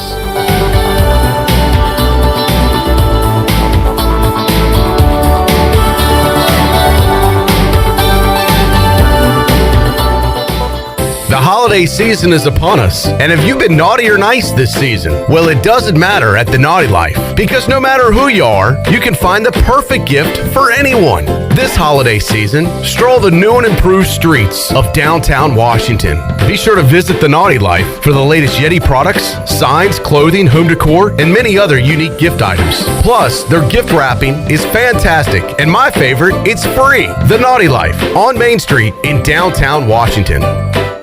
While other folks come and go, Greenville Pool and Supply has been your local pool store in Greenville and Eastern North Carolina for over 40 years. Are you finding yourself spending more time at home than ever before? If so, turn your backyard into a vacation destination. Greenville Pool has pools for any size backyard. Choose from the very popular fiberglass, classic vinyl, or custom concrete. If you order your pool now, it can be in by this spring. If you're ready for a pool, contact the pros at Greenville Pool and Supply. Naughty Dog Brewing Company would like to thank everyone for voting them one of the best breweries in 2020. Stop by Naughty Dog this holiday season for a cold one with friends and family, or pick up some crowlers to go. Naughty Dog also has gift cards and cool swag perfect for presents. Naughty Dog has new beer releases every month, plus a great selection of wines, seltzers, and ciders. Also, don't forget about the pub run every Monday at 6:15. Naughty Dog Brewing Company on Main Street in downtown Winterville, and a fun follow on Facebook and Instagram.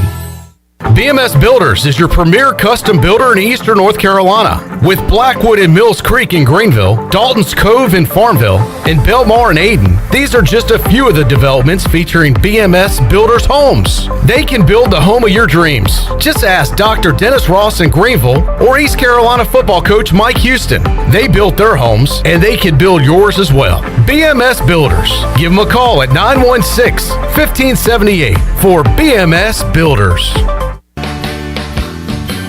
The holiday season is here, and Sam Jones Barbecue is ready to help you host all of your family and friends this year with our catering menu, perfect for any size gathering. Our whole hog chop barbecue, slow-cooked chicken, smoked turkey, and spare ribs will make a holiday meal a hands-down winner every time. Log on to samjonesbarbecue.com to get your order started, and also check out our online store stocked with our sauces, hats, and t-shirts. I'm Sam Jones, and on behalf of all of our staff, happy holidays. Hi, this is Luke Kuechly.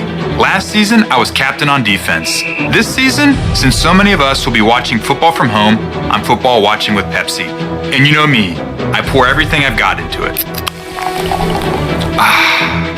All right, football watchers, let's do this.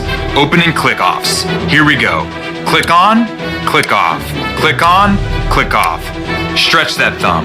You can't have finger fatigue bringing you down in the postseason. Nice job. And my favorite, second half sip-offs. Pepsi's up, lift, pull, open. Ice cold Pepsi and watching football. Nothing better.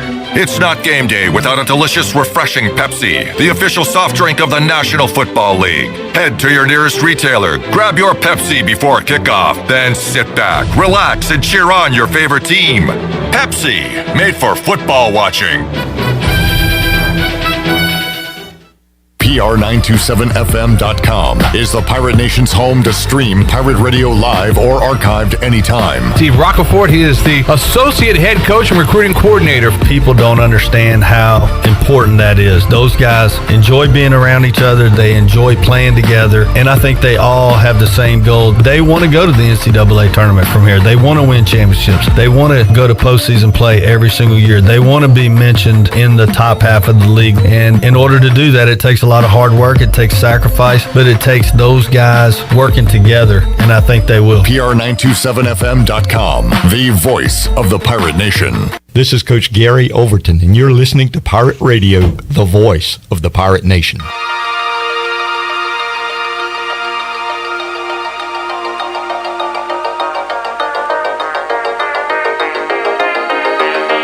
You're listening to Hour 2 of Pirate Radio Live. This hour is brought to you by University PC Care, your local tech support experts for all your business needs. Let University PC Care take care of it so you can take care of business. Visit universitypccare.com to learn more today. Now, back to the show. Well, welcome back. UBE has been an ECU tradition for over 50 years. Shop online anytime at pirateware.com. UBE has the biggest and best selection of ECU sportswear and accessories for Pirates of all ages. Every day is game day at UBE. Now let's head back in to Pirate Radio Live. Here's your host, Clip Rock. All right, rough start for the Pirates. They're down 15-6 in period number 1. And a rough slate of football games this weekend, Igoe, for us to pick, as I'm trying to find 5 games pick-worthy and really struggling to do that.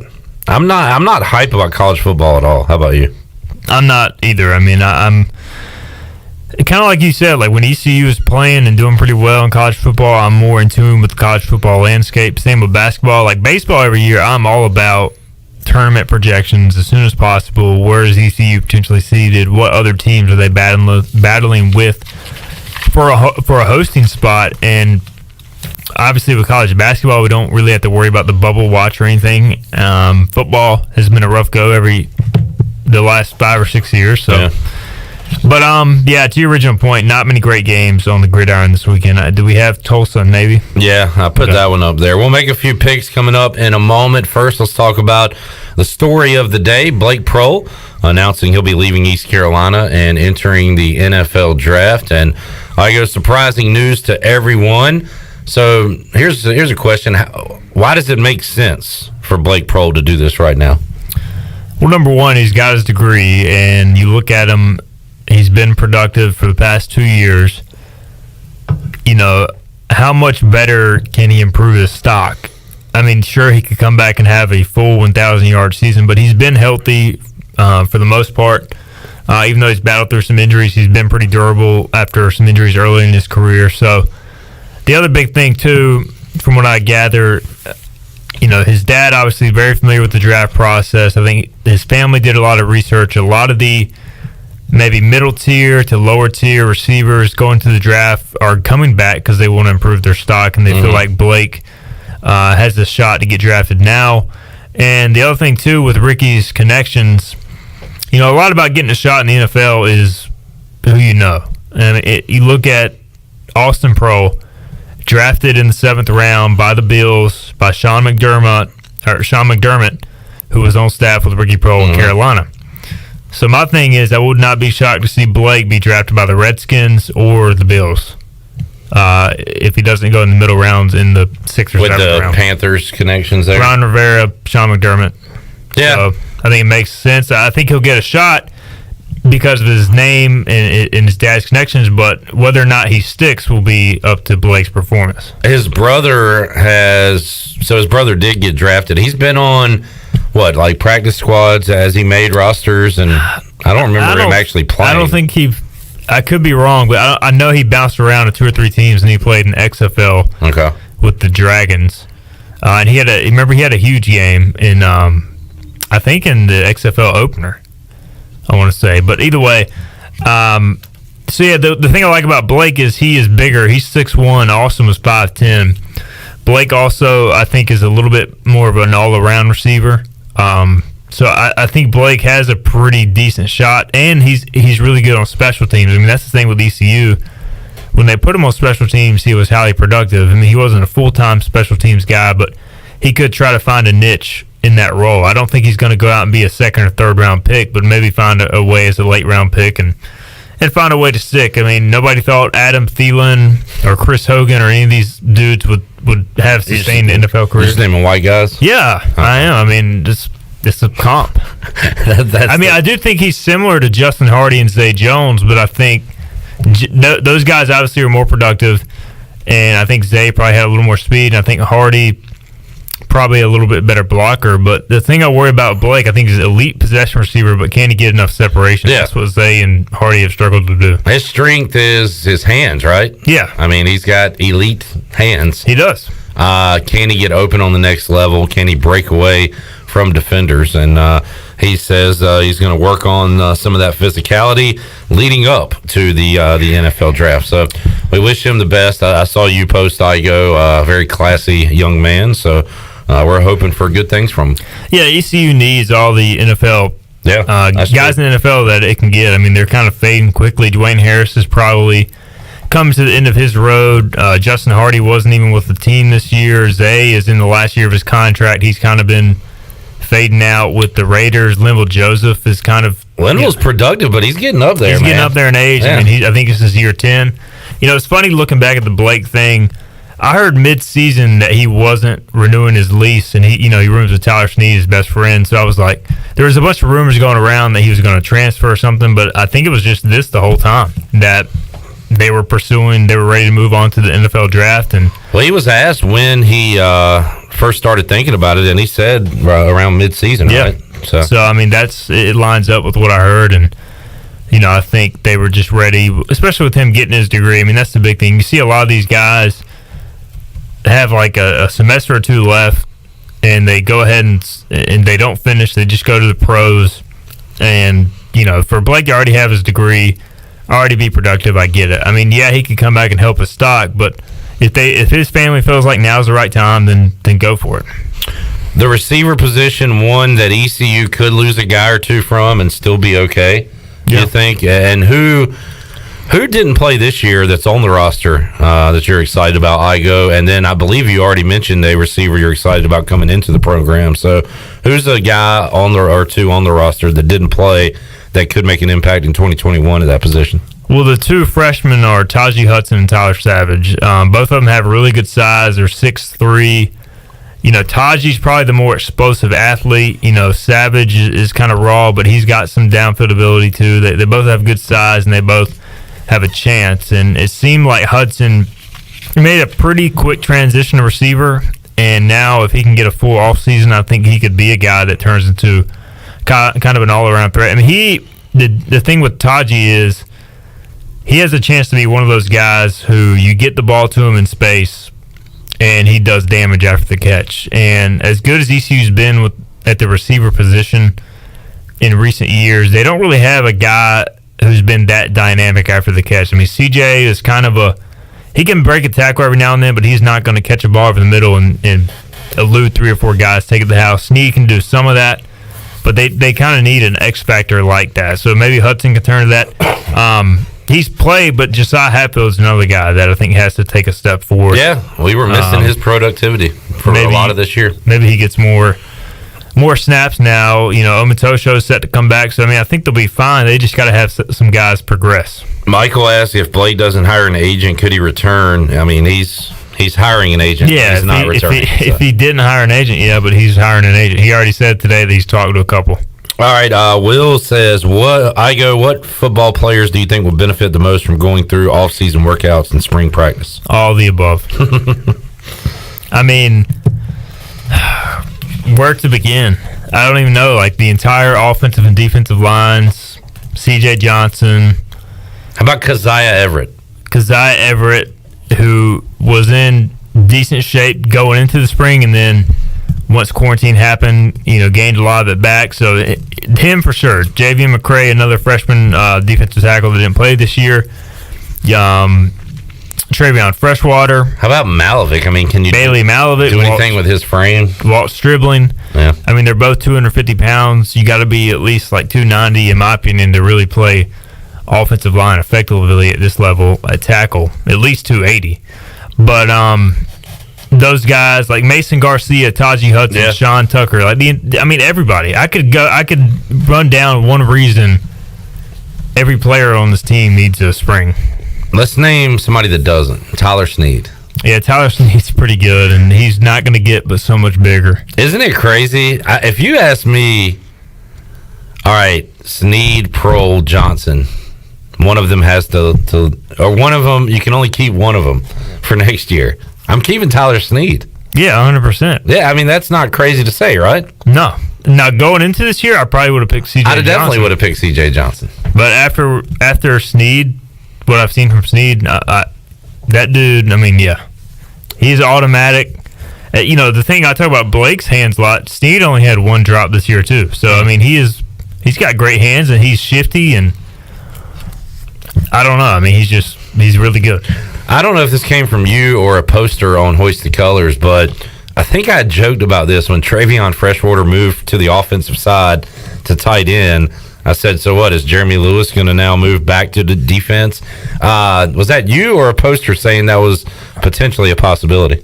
Well, from what I've heard, it's a possibility, but there's a lot of stuff in play now with the roster and the construction of it, and a lot of it depends on how recruiting goes, who stays, who leaves. So, I've heard Lewis, I've heard a couple other guys that kind of want to go to the defense or vice versa, but they have to make sure they've got adequate depth to do it. And they got to make sure guys like, Travion Freshwater actually stay at tight end, Deshane Calhoun progress, Does Ryan Jones get in? Where does he fit in? So there's just a lot of moving parts that before they finalize it, but it is a possibility. When will Ryan Jones be a member of the football team? Should be January. Okay. So he only had one more credit to finish, so if he hasn't finished it by now, then I don't know what's up. He'll be part of the winter workouts, Big John and everything, you suspect. All right, ECU just still can't make a shot. It's 17-8 right now. I feel like it's been 17-8 for 10 minutes. Yeah. Pirates need to go on a run here. They trail in the second period against the Georgia Bulldogs, 17-8. All right, Igoe, I tell you what, we got to make some picks. We got to talk more football, maybe talk a little NFL as well. But right now, Shirley Rhodes, I think we should make somebody a winner and open up for the first time today the Pirate Radio Treasure Chest. You could join the likes of Alan Powell, Steve Hill, Karen Gagnon, and Josh Thomas. We have 24 more amazing prizes to hand out of the Pirate Radio Treasure Chest. We'll open it up next hour. We'll open it up right now. 317-1250. Caller 12 will win. We'll find out who that caller is and the prize they win when we return on Pirate Radio Live. Back with you after this.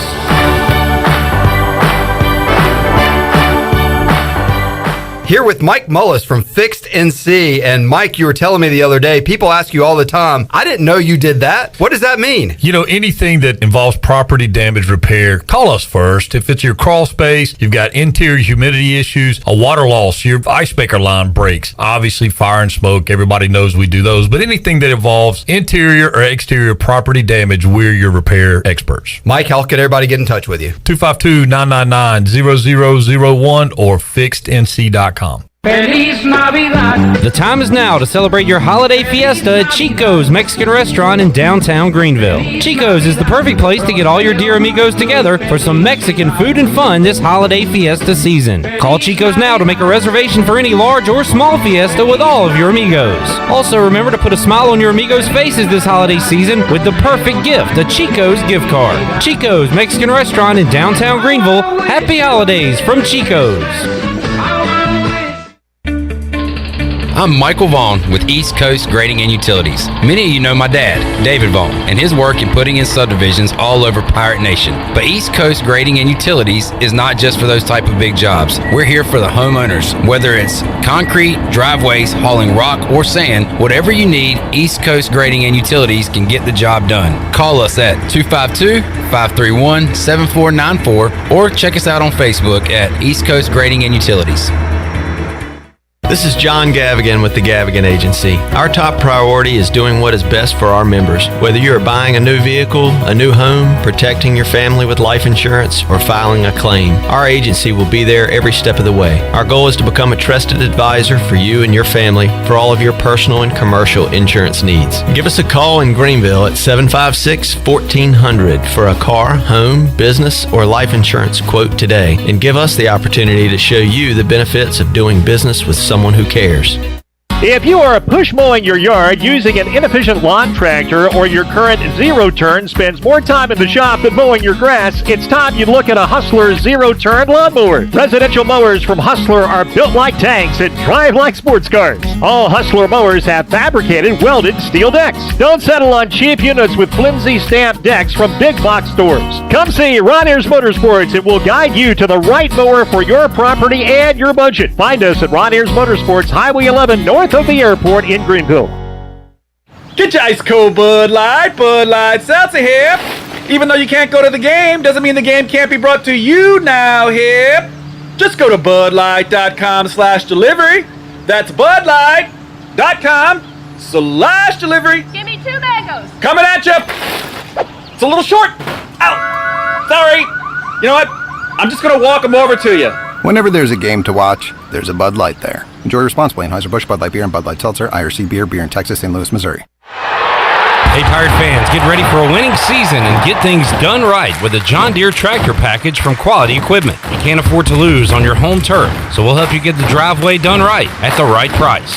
Right now, our 1023E driveway package starts as low as $148 per month. So get quality done right before every ECU football weekend. Visit QualityEquip.com. Offer ends 12/31/2020. Subject to approved installment credit with John Deere Financial. Some restrictions apply. See dealer for details.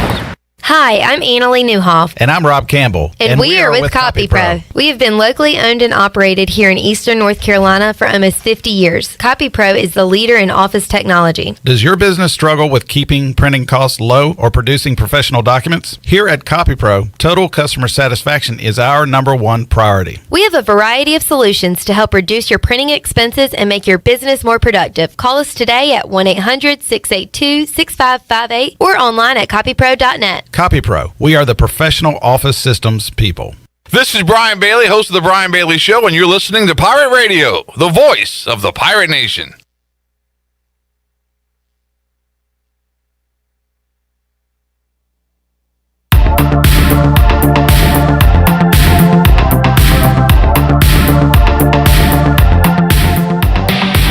Listening to Hour 2 of Pirate Radio Live. This hour is brought to you by University PC Care, your local tech support experts for all your business needs. Let University PC Care take care of it so you can take care of business. Visit universitypccare.com to learn more today. Now, back to the show.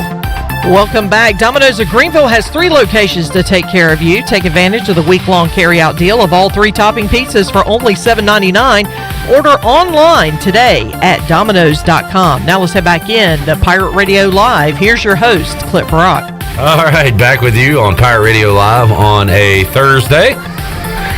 Clip Brock, Stephen Igoe, The Graduate, Chandler Honeycutt, and Shirley Rhodes trying to peek around the corner. We need a better setup for you, Shirley, so you can see this game. Well, ever since we redid the studio, I don't get to see anything TV-wise because it used to be in the corner and I could watch stuff. What do we get? Let's get a little run going here, Shirley. Tanaya. 21-14 Pirates trail, but they have woken up offensively this last minute or two and are seeing the ball go in the basket. So that is a good thing. And someone's seen it go in the basket. We got a steal. The defensive intensity has continued despite the offensive struggles. So that is going right for them. And we'll see if they can get another bucket here. We'll keep you up to date on what's going on. Coming up later on in the program, we got Mike Aresco joining us in hour number 3. Troy D will be here in the Pirate Radio studios. We'll open up the treasure chest in hour 3. And we just opened it up before the break, and we have a winner on the line, and it is Susan Deans, our resident Panthers fan, who chimes in quite a bit on Fridays when Tony Dunn is here. Susan, congratulations. Hi, thank you. Susan, tell us a little bit about yourself and what you do around these parts. Oh, same old thing I did last year. I'm just pretty much nothing. I listen to pirate radio. I work at home, and so I'm just sitting up here with my leg in the air because I had knee replacement surgery a week and a half ago, and so I thought, I'm going to win. I heard Steve won, and then Karen Gagnon, who I know, I thought, I got to win. I got to win earlier than the 23rd day like I did last year. So. Well, so you've won in the past. Chandler said all the regulars are winning this year, getting through. We won a golf club and like a 24-pack of some wine the first time, and then a golf set, and then won Bowen's Cleaners last year. And I know people say, oh, that's boring, but, I mean, I've used it. I'm still using it. So, yeah. Great. I like it, yeah. All right, well, let's see what you win this year. Shirley, all right. You want to run down the prizes? Let's do it. All right, here we go. Shirley, you can start today. All right, I will start. Turn that dog down, Shirley. All right, I'm turning the dog down. Okay, here we go. Probably my dog. All right, here we go. Bud Light ECU Beer Pong Tailgating Table Set with 2 cases of Bud Light. Bud Light ECU Cooler and 2 cases of Bud Light. 12 large pizzas from Domino's of Greenville. $100 Visa gift card from Sparky Snowballs. Gift basket from UBE. 1 year free VIP subscription to Hoist the Colors. Great gift. Tailgate party for 10 from Parker's Barbecue. $100 gift card from Familia. $100 gift card from Emporium. $50 gift card to Pirates Cove Car Wash, and $50 gift card to Haviland Express Lube. $100 gift card to Shimmer Boutique. $100 gift card from Chico's. Gift basket from Naughty Life. $100 gift card to Warrior Zone. $100 gift card to Greenville Pool. $100 gift card to AJ McMurphy. $100 gift card to the Team Store from the Down East Wood Ducks. $100 gift card to Jack Brown. Gift basket to Naughty Dog Brewing Company. $100 gift card to the Shine Factory. $250 gift card to Bostic Sun Furniture. Gift card to Jersey Mike's. $100 gift card to Activola. $100 gift card to Bowen Cleaners. That is the list. Whew, we made it through again. Susan, anything in there that you really want? No, anything's fine. All right. She's not going to be picky, Shirley, so let's open up the chest. Shirley will draw a number. You want to announce the prize, Igoe? Yeah, all right. So Shirley will call out a number, and you match that number with the number on the sheet there. Shirley's drawing it out of the pirate mug. All right. Your number is 10. And you have won a $100 gift card from Emporium. All right. Nice. So while your leg is kicked back and up in the air, you can enjoy some pirate beverages to make it through. I enjoy that. I can't do that while I'm on. That's a good point. All right, when you're off the medication. Okay. But man, that's a great prize. Susan, congratulations. Thanks for listening. And who the Panthers got this week? Good luck to your Panthers. I don't know who they play. I don't even know. You've given up? As long as Dallas loses, I'm happy. All right. I don't believe they're playing anybody this week. They got a bye this week. They have a really Well, there you go. Thank you all. All right, thank you, Susan. Susan Dean's our winner out of the treasure chest, and happy dog in the background there. And we will make someone else a winner coming up in hour 3. And Stephen Igoe, one lucky listener, going to be a VIP subscriber to Hoist the Colors. And I'm not just going to sit here and kiss your tail, but I've seen a lot recently with all the deals you got going on. Several people on social media say, I don't know why I didn't sign up sooner. This is awesome. I really have seen that. So you do a good job, Igoe. That's what I'm trying to say. Well, I appreciate that. I mean, a lot of people, even I think we've been doing this 4 or 5 years with you guys, and 2 or 3 of the people that have won ended up still staying on as full-time subscribers after the free year. So, I mean, yeah, we run a lot of deals. A lot of our members enter at some sort of promotion and then usually stay on. All right, Igoe, let's make some college football picks. Again, I don't know. I'm just not into it. What games matter right now? What games are important? I guess it's important to Alabama, Clemson, Florida, maybe Texas A&M, Cincinnati. Is Cincinnati playing this weekend? I think they're off. I didn't see a game scheduled. So, like, I don't know. I'm trying to get motivated to get fired up for some of these games, but it's not working right now. A game I will be watching is BYU and Coastal Carolina. I believe I saw 5:30, kind of a weird start time. 5:30 on ESPNU down in Conway, South Carolina. The two undefeateds go at it, and BYU is a 10-point favorite. It's too many points. No. You think the BYU? I think BYU. I'm just not sold on Coastal, man. Like, who have they beaten other than App? Kansas. I mean, I think Coastal's a great team. Yeah. For what they are. The tough thing with this is, too, BYU traveling a long way. That's a hell of a travel, yeah. And having to play on basically no time to get ready. Yeah. But I think BYU is just the all-around better team, so I think BYU pulls away. So what's the deal? BYU had the anyone, any place, any time thing, and then Washington was like, okay, let's play, and they were like, no. So then they play Coastal Carolina? I guess. So. Is that, and I don't know Washington's deal. Did they come back and win? They played Utah. Yes, they beat Utah, so they're 3-0. So, yeah, I mean, that would probably be a better game for them to play than Coastal Carolina at this point. Yeah, I don't know what happened with that deal. I mean, there was a lot made that they didn't accept, and then the BYU coach came out and said that there was a lot more to the story that. Yeah. But, I mean, he could have just been saying that to cover. This has to be the biggest spread in the history of Alabama. LSU. And you're taking Alabama. Every time Alabama has a big spread, give me the Crimson Tide. So last week I went with Auburn. They did have the ball, a chance to backdoor, and they didn't. 29.5 is just a monster spread against the SEC opponent. LSU doesn't even have a quarterback, right? I mean, they started the freshman last week, and I think he got benched. And I'll tell you who I like, Mac Jones. Yeah, I mean, dude can sling he's good, and he was once offered by East Carolina. Really? Mm-hmm. I think his first scholarship offer was ECU. Who was coaching then? Scotty? I think it may have been late Ruff. Wow. Or maybe it may have been Scotty. It may have been Scotty's first year. I need to go back and look. Where's he from? Do you remember? Nope. Okay. All right. Well, Florida, I think Jacksonville. You gave us a good tidbit. We'll leave it at that. I think he played at the bowl school, but I could be completely wrong. Here's my thought that Coach O and LSU has too much pride to lose by 30, but you can have all the pride in the world. If Alabama's going to score in the 40s at least. So what can LSU score? So what if it's 47?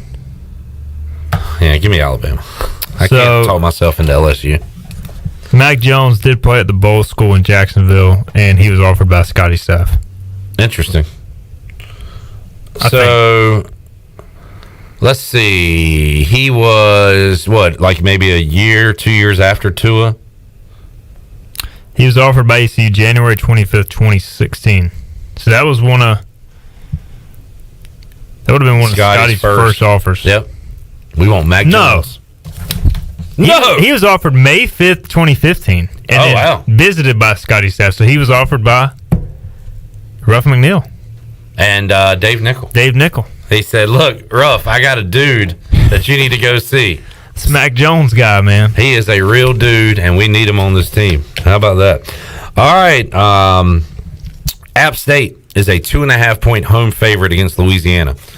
This is actually a good game. And this is a Friday game, I believe. Friday at 8:30. I like this game. You're waiting on me, I guess. I will take... Yeah, I'm going to take Louisiana on the road. I'm going to take App here all the way. Billy Napier's been talked about a lot in the South Carolina coaching search. I think he might have COVID or something. So he's got a lot going on. I'm going to say App wins. That is a lot going on right now. Interesting that you bring up, we're talking App State, that game, and also you mentioned South Carolina. They're going to have a new head coach when they play the Pirates next year. Yeah, right now. Both on the schedule. Looks like it could be Napier or Shane Beamer. Your guy, Shane Beamer. Tulsa is a 12-point favorite against Navy. Navy's not very good. Tulsa plays everybody close. Tulsa is not looking ahead to Cincinnati because they got to win this game for that game to mean something, right? Yeah, 100%. And they've had multiple weeks to prepare for the option because they had the game last week get canceled. Can any other team make it to play Cincinnati in the championship at this point? Memphis, I think they have a very, very outside shot. They would need Tulsa to lose twice. And SMU would have had a shot if they'd have beat ECU. Yeah, they would have outside shot too. But right now, it looks like a crash course, Tulsa and Cincinnati. Tulsa and Memphis played? I don't know. My internet stinks. Either way, I watched the entirety of the second half of last week's Memphis Navy game. God, and you really had nothing going on. It was awful. It was terrible. Navy, I don't know what, I guess they just don't have a quarterback, but their offense is just not the same. So I'm going to go Tulsa here. Even though, not to cut you off, but Tulsa got hammered by Navy last year. Okay, I like Tulsa. I'm going Tulsa. Tulsa has not played Memphis. They have beaten SMU. I don't know what would happen if, let's say, Tulsa loses to Navy and Cincinnati. What's the tiebreaker for Memphis, Tulsa? Great question. We'll ask Mike Aresco coming up at 5 o'clock. That was a good segue.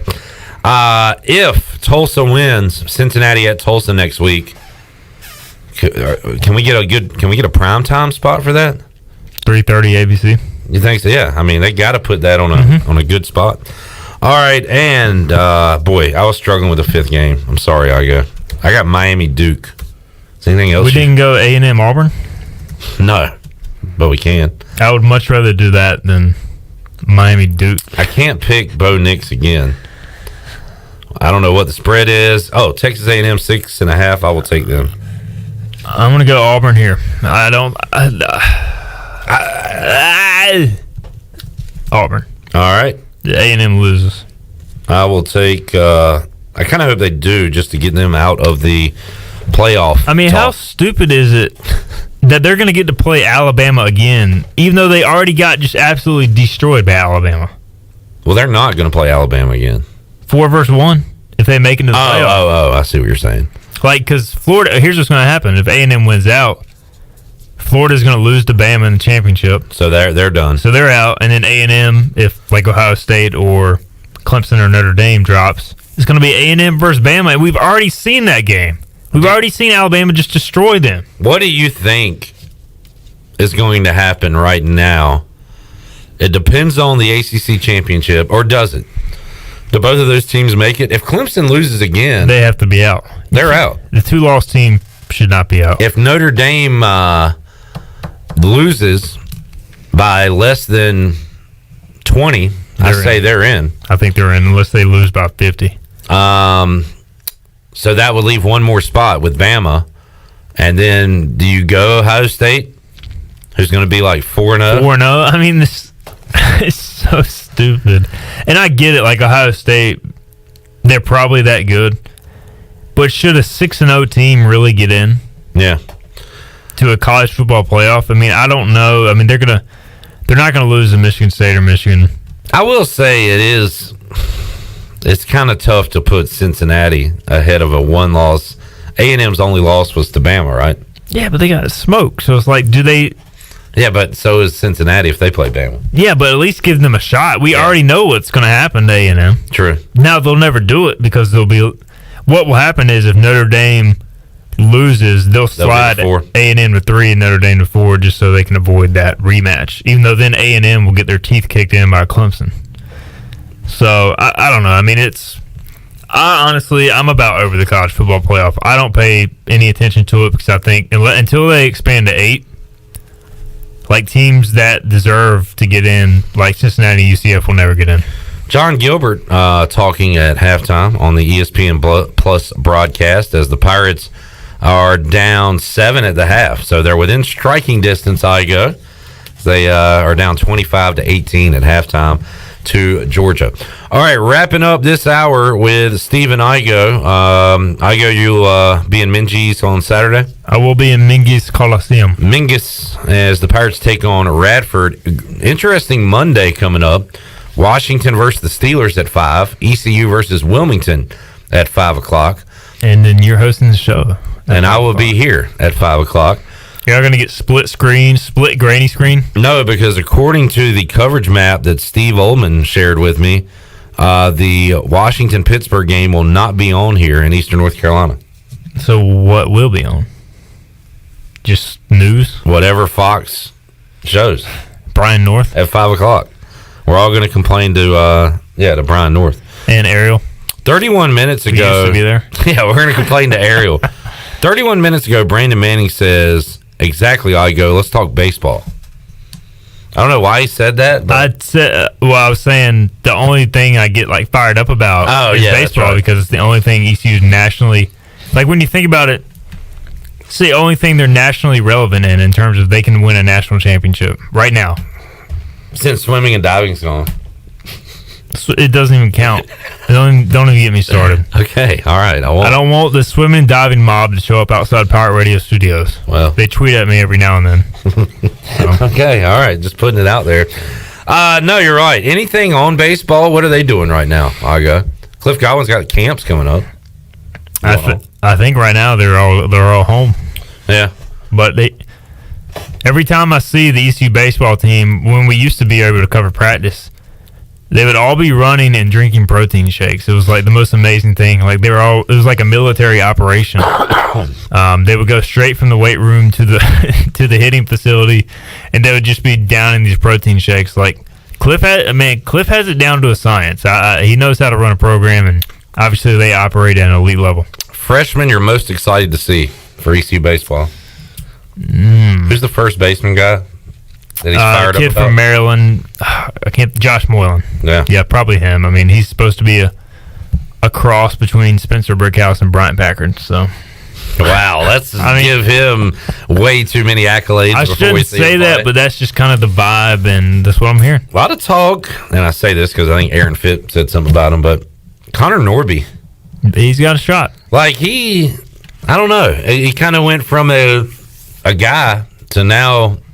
Watch out for Connor Norby, right? Well, he was stuck behind Brady Lloyd, and he was more talented than Brady Lloyd. No disrespect to Brady Lloyd, but Brady Lloyd was a veteran. And when you have your culture in place, you don't bench a senior for a freshman. Mm-hmm. So Brady Lloyd was the guy.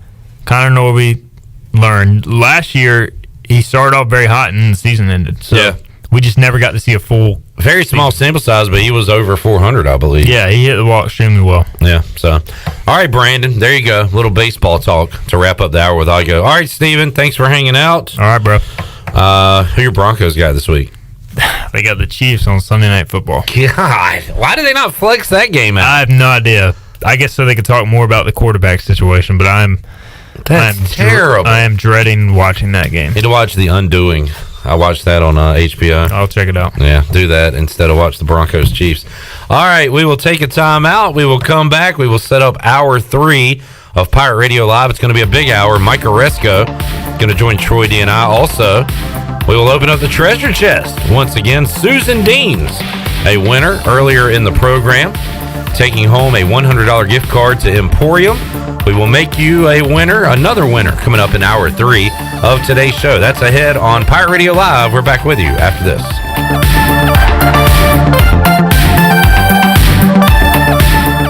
Hey Pirate Nation, this is Tom Brown from Brown & Wood Buick GMC Truck. We've been serving the Pirate Nation in Eastern North Carolina for 83 years. We have 4 brands, 3 generations, 2 showrooms, and 1 goal to make sure you leave a happy customer. This month at Brown & Wood, get an all-new 2020 Buick for 0% for 84 months or save over $6,000 off all models. As always, Brown & Wood is the home of the lifetime powertrain warranty. We're located on Greenville Boulevard next to the Convention Center, or shop us online at brownandwoodauto.com.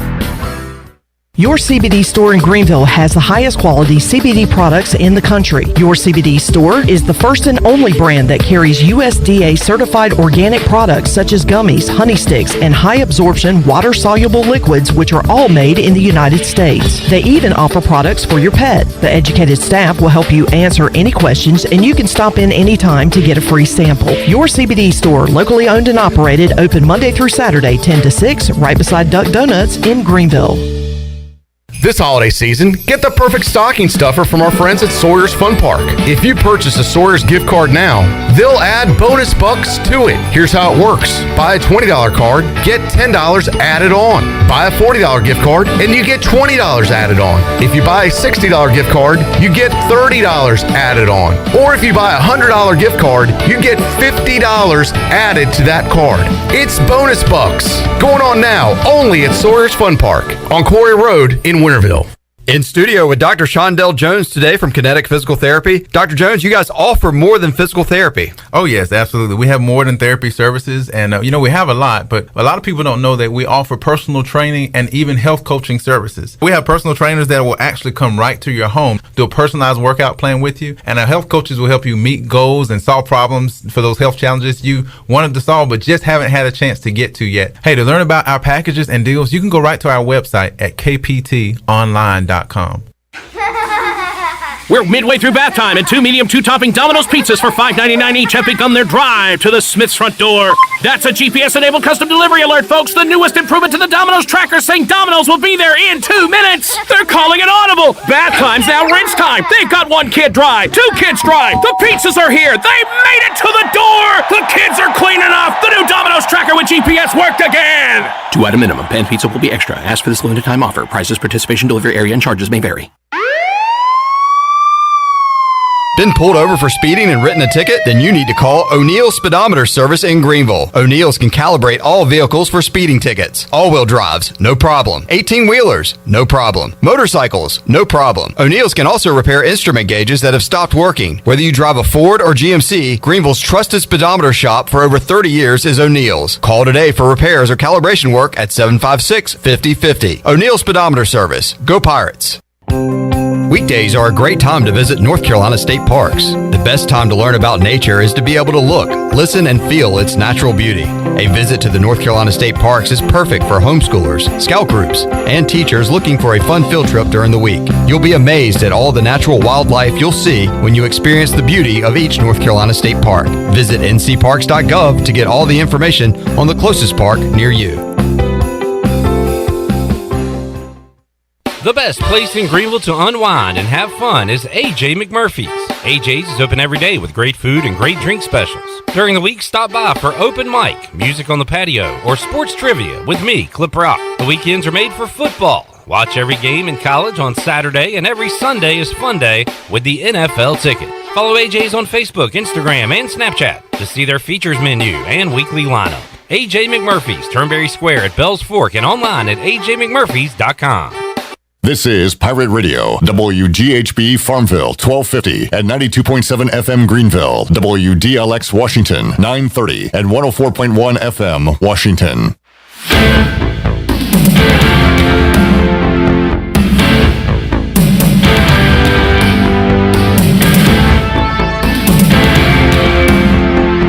You're listening to Hour 3 of Pirate Radio Live. This hour of PRL is brought to you by Bud Light, reminding Pirate fans to stay in the game and drink responsibly. Bud Light, the official beer of the ECU Pirates, and proudly distributed by Carolina Eagle Distributing since 1989. Now, back to the show. Welcome back. University PC Care is proud to support Greenville Fire Rescue this year in their annual Operation Santa Claus Toy Drive. Stop by their Fire Tower Road location over the next 2 weeks to drop off new unwrapped toys. University PC Care will honor $20 off any service for customers dropping off toys, and they'll donate an additional unwrapped toy for every toy donated. Any questions or for iPhone or computer support, call 558-1280 or go online at universitypccare.com. Now let's head back in to Pirate Radio Live. Here's your host, Clip Rock. Hour 3 on a Thursday. Clip Rock here with you inside the Pirate Radio studios, coming to you on Pirate Radio 92.7 FM in Greenville, 104.1 in Washington. We are on line, pr927fm.com. Watch us on Facebook Live and YouTube Live, and it'll be a big Hour 3 of the show as Troy D is here inside the Pirate Radio studios. What's up, Troy? Good to see you again, Clip. Headphones still warm from Igoe, so... All right, he got them warmed up for you. It's always a weird sensation, but you know. They always come in here right after a guest. Yeah. So it's... They were last time, they were a little slimy after Ronnie. I didn't know if he had some head sweat going on or something. You need to pull a DJ B Pays and bring your Beats by Dre in here. Yeah. Right. And hook them up. Maybe some wipes, perhaps, would do good. Could go that route, too. But both those guys have already had COVID, so I feel I'm good. Big guest coming up this hour, Troy D, the commissioner of the American Athletic Conference, Mike Aresco, going to join us. Absolutely. Lots to discuss with the commish, Clip, and we will look. I know I've heard from a lot of Pirate fans. Let me go ahead and just say this. Yes, I'm going to ask about the Tulsa game, okay, and the ending and what happened and what the conference has done or has not done about it. Repercussions. Let me just go ahead and spoiler alert. That's coming up next. Yeah, that's going to be. Is that question 1? I'll go ahead and tell you, I'm coming out of the gate with that. All right. And unless Aresco's listening right now and just hung up, but you know, I think he'll talk. He's a straight up guy. Yeah. I think he'll talk, you know, and honestly, I've not talked to the first time we'll talk to him is live on the air. Yeah. All right. So preconceived, like we haven't done a pre-interview or anything. Or don't ask me about this. He didn't give you a list of questions to ask? He did That's not. What you're saying? Right. All right. Yeah, a lot to talk about with Mike Aresco. Got that coming your way. Got another treasure chest winner, Troy D. And have you missed handling the treasure chest? This is the first time you haven't done it, Troy. Got to be honest, Clip. I kind of do. I've been listening. I'm going to let you take over today. Well, I appreciate that, because I have missed it. Like I didn't realize how much I'd missed it until like I started listening, and I'm like, oh man, I would have said this or I would have done that. Clip is doing this all wrong. No, you're doing a good job. You're doing a good job, Clip. And I'm not, me. It's kind of like Brett Favre retires and they hand it off to Aaron Rodgers. Yeah. And, Favre is probably a little critical of Aaron Rodgers in his first year. He might have done things a little bit different. Yeah. Maybe that's a terrible analogy, but that's just the first one that popped in my brain. King of analogies. Well, I was thinking about it, Troy. I know you've missed it. I'm going to let you handle it. The difference is I'm still playing, so, I haven't retired. Correct. Yeah. Yes. So I appreciate it. But you're Brett Favre in Minnesota. I tell you what I did like doing, reading the prizes back to back. Like I do a line, you do a line. That was I enjoyed that. Shirley's taken over Shirley's those done duties. pretty well with that too. She's done a good job. Yeah, yeah. All right, Treasure Chest will open up after the interview with Mike Aresco. All that on the way. Yeah, and this is live. This is not pre-recorded. Sometimes we have to tape these interviews. We're going to go live with Aresco. I'll hold up the newspaper and a watch to prove. This is happening in real time, folks. We got a lot to talk about. Don't go anywhere. We're back after this.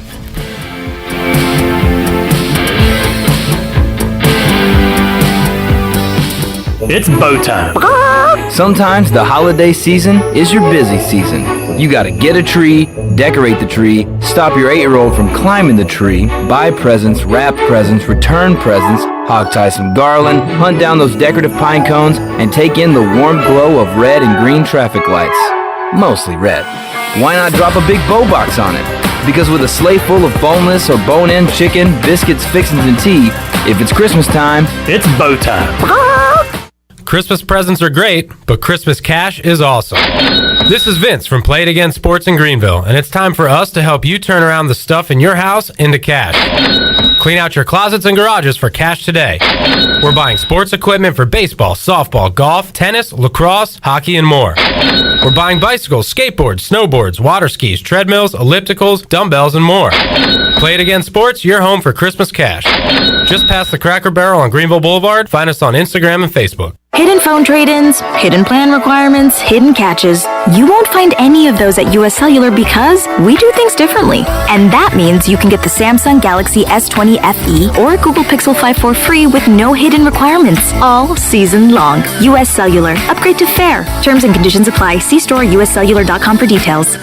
Does the idea of going to your local U.S. Cellular store make you feel a bit uncomfortable? Tired of the hassle of waiting and wearing a mask? Let Toby Williams and his outside sales team take away that worry. They will come right to your home or office and drop your phone off on the porch or at the front desk for you. Saving you time and worry is what the team at Cellular Warehouse is all about. Call Toby today at 252-799-7051 and let them help you with all of your wireless needs. Cellular Warehouse, your local U.S. Cellular authorized agent. You can paint these peaches purple!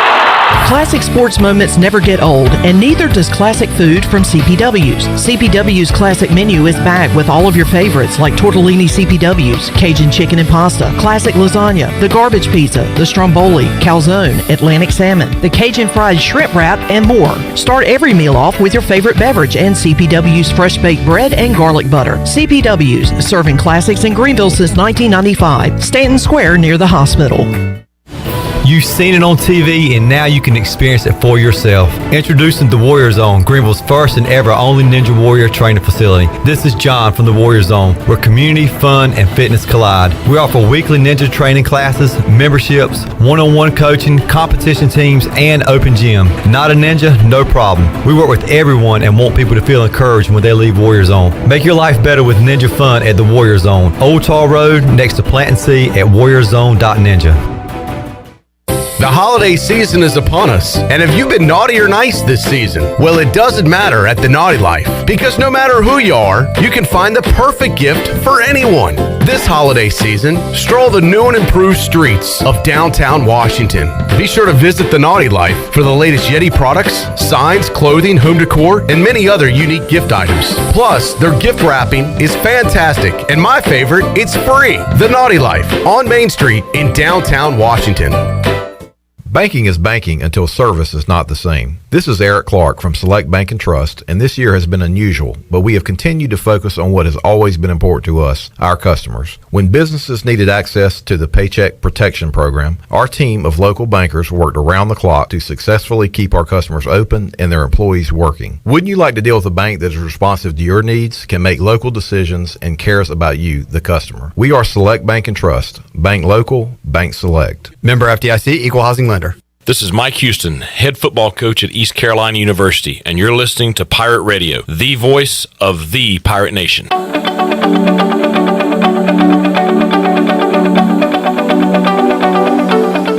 You're listening to Hour 3 of Pirate Radio Live. This hour of PRL is brought to you by Bud Light, reminding pirate fans to stay in the game and drink responsibly. Bud Light, the official beer of the ECU Pirates, and proudly distributed by Carolina Eagle Distributing since 1989. Now, back to the show. Welcome back. Brown and Wood is your home of the best selection of GMC, Cadillac, Buick, and Mazda in Eastern North Carolina for over 83 years. Shop their entire inventory online at brownandwoodauto.com or visit them on Greenville Boulevard in Greenville. Now let's head back in to Pirate Radio Live. Here's your host, Clip Barat. All right, thank you, Shirley Rhodes. East Carolina in action at Minges Coliseum in women's basketball right now as they trail Georgia by 9, 33-24. The team's trading baskets right now with about 6:26 left to go in the third quarter. Clip Rock, Troy D here on Pirate Radio Live on a Thursday. Got the Pirate Radio Treasure Chest opening up in just a little bit. But first, Troy, got a big guest on the Fixed NC Live line. Yeah, no doubt about it. Let's get right to it, Clip, and welcome in the commissioner of the American Athletic Conference. He is Mike Aresco joining us live on the air again. Mike, first of all, thanks for your time. Always great to speak with you. Really appreciate you being on again with us. Hold on one second. Mike, I think we had a technical glitch on our end. Let's try that one more time. Mike, great to have you with us. Thank you again for joining us. Are you there? I am here. I did hear something, though. Yeah. But, Troy and Clip, thanks for having me. Appreciate it very much. Absolutely. All right, Mike, I want to be doing my job if I didn't start here. And I there's a lot of stuff we want to talk with you about today. Well, that usually means controversy. But I want to go ahead and get this out of the way, Mike, so we can discuss it, talk about it, maybe learn a little something about it, and you can enlighten, hopefully, the Pirate Nation about it. I want to take you back to October 30th, East Carolina, Tulsa. You probably know where I'm headed with this. And what happened towards the end of that game and with the officiating situation. There were 3 questionable calls, but I just want to talk about the one that the conference issued the apology on. Let me just quote the press release that came from your office. It said, after reviewing the video of the play, the conference has determined that the judgment of the replay official was incorrect.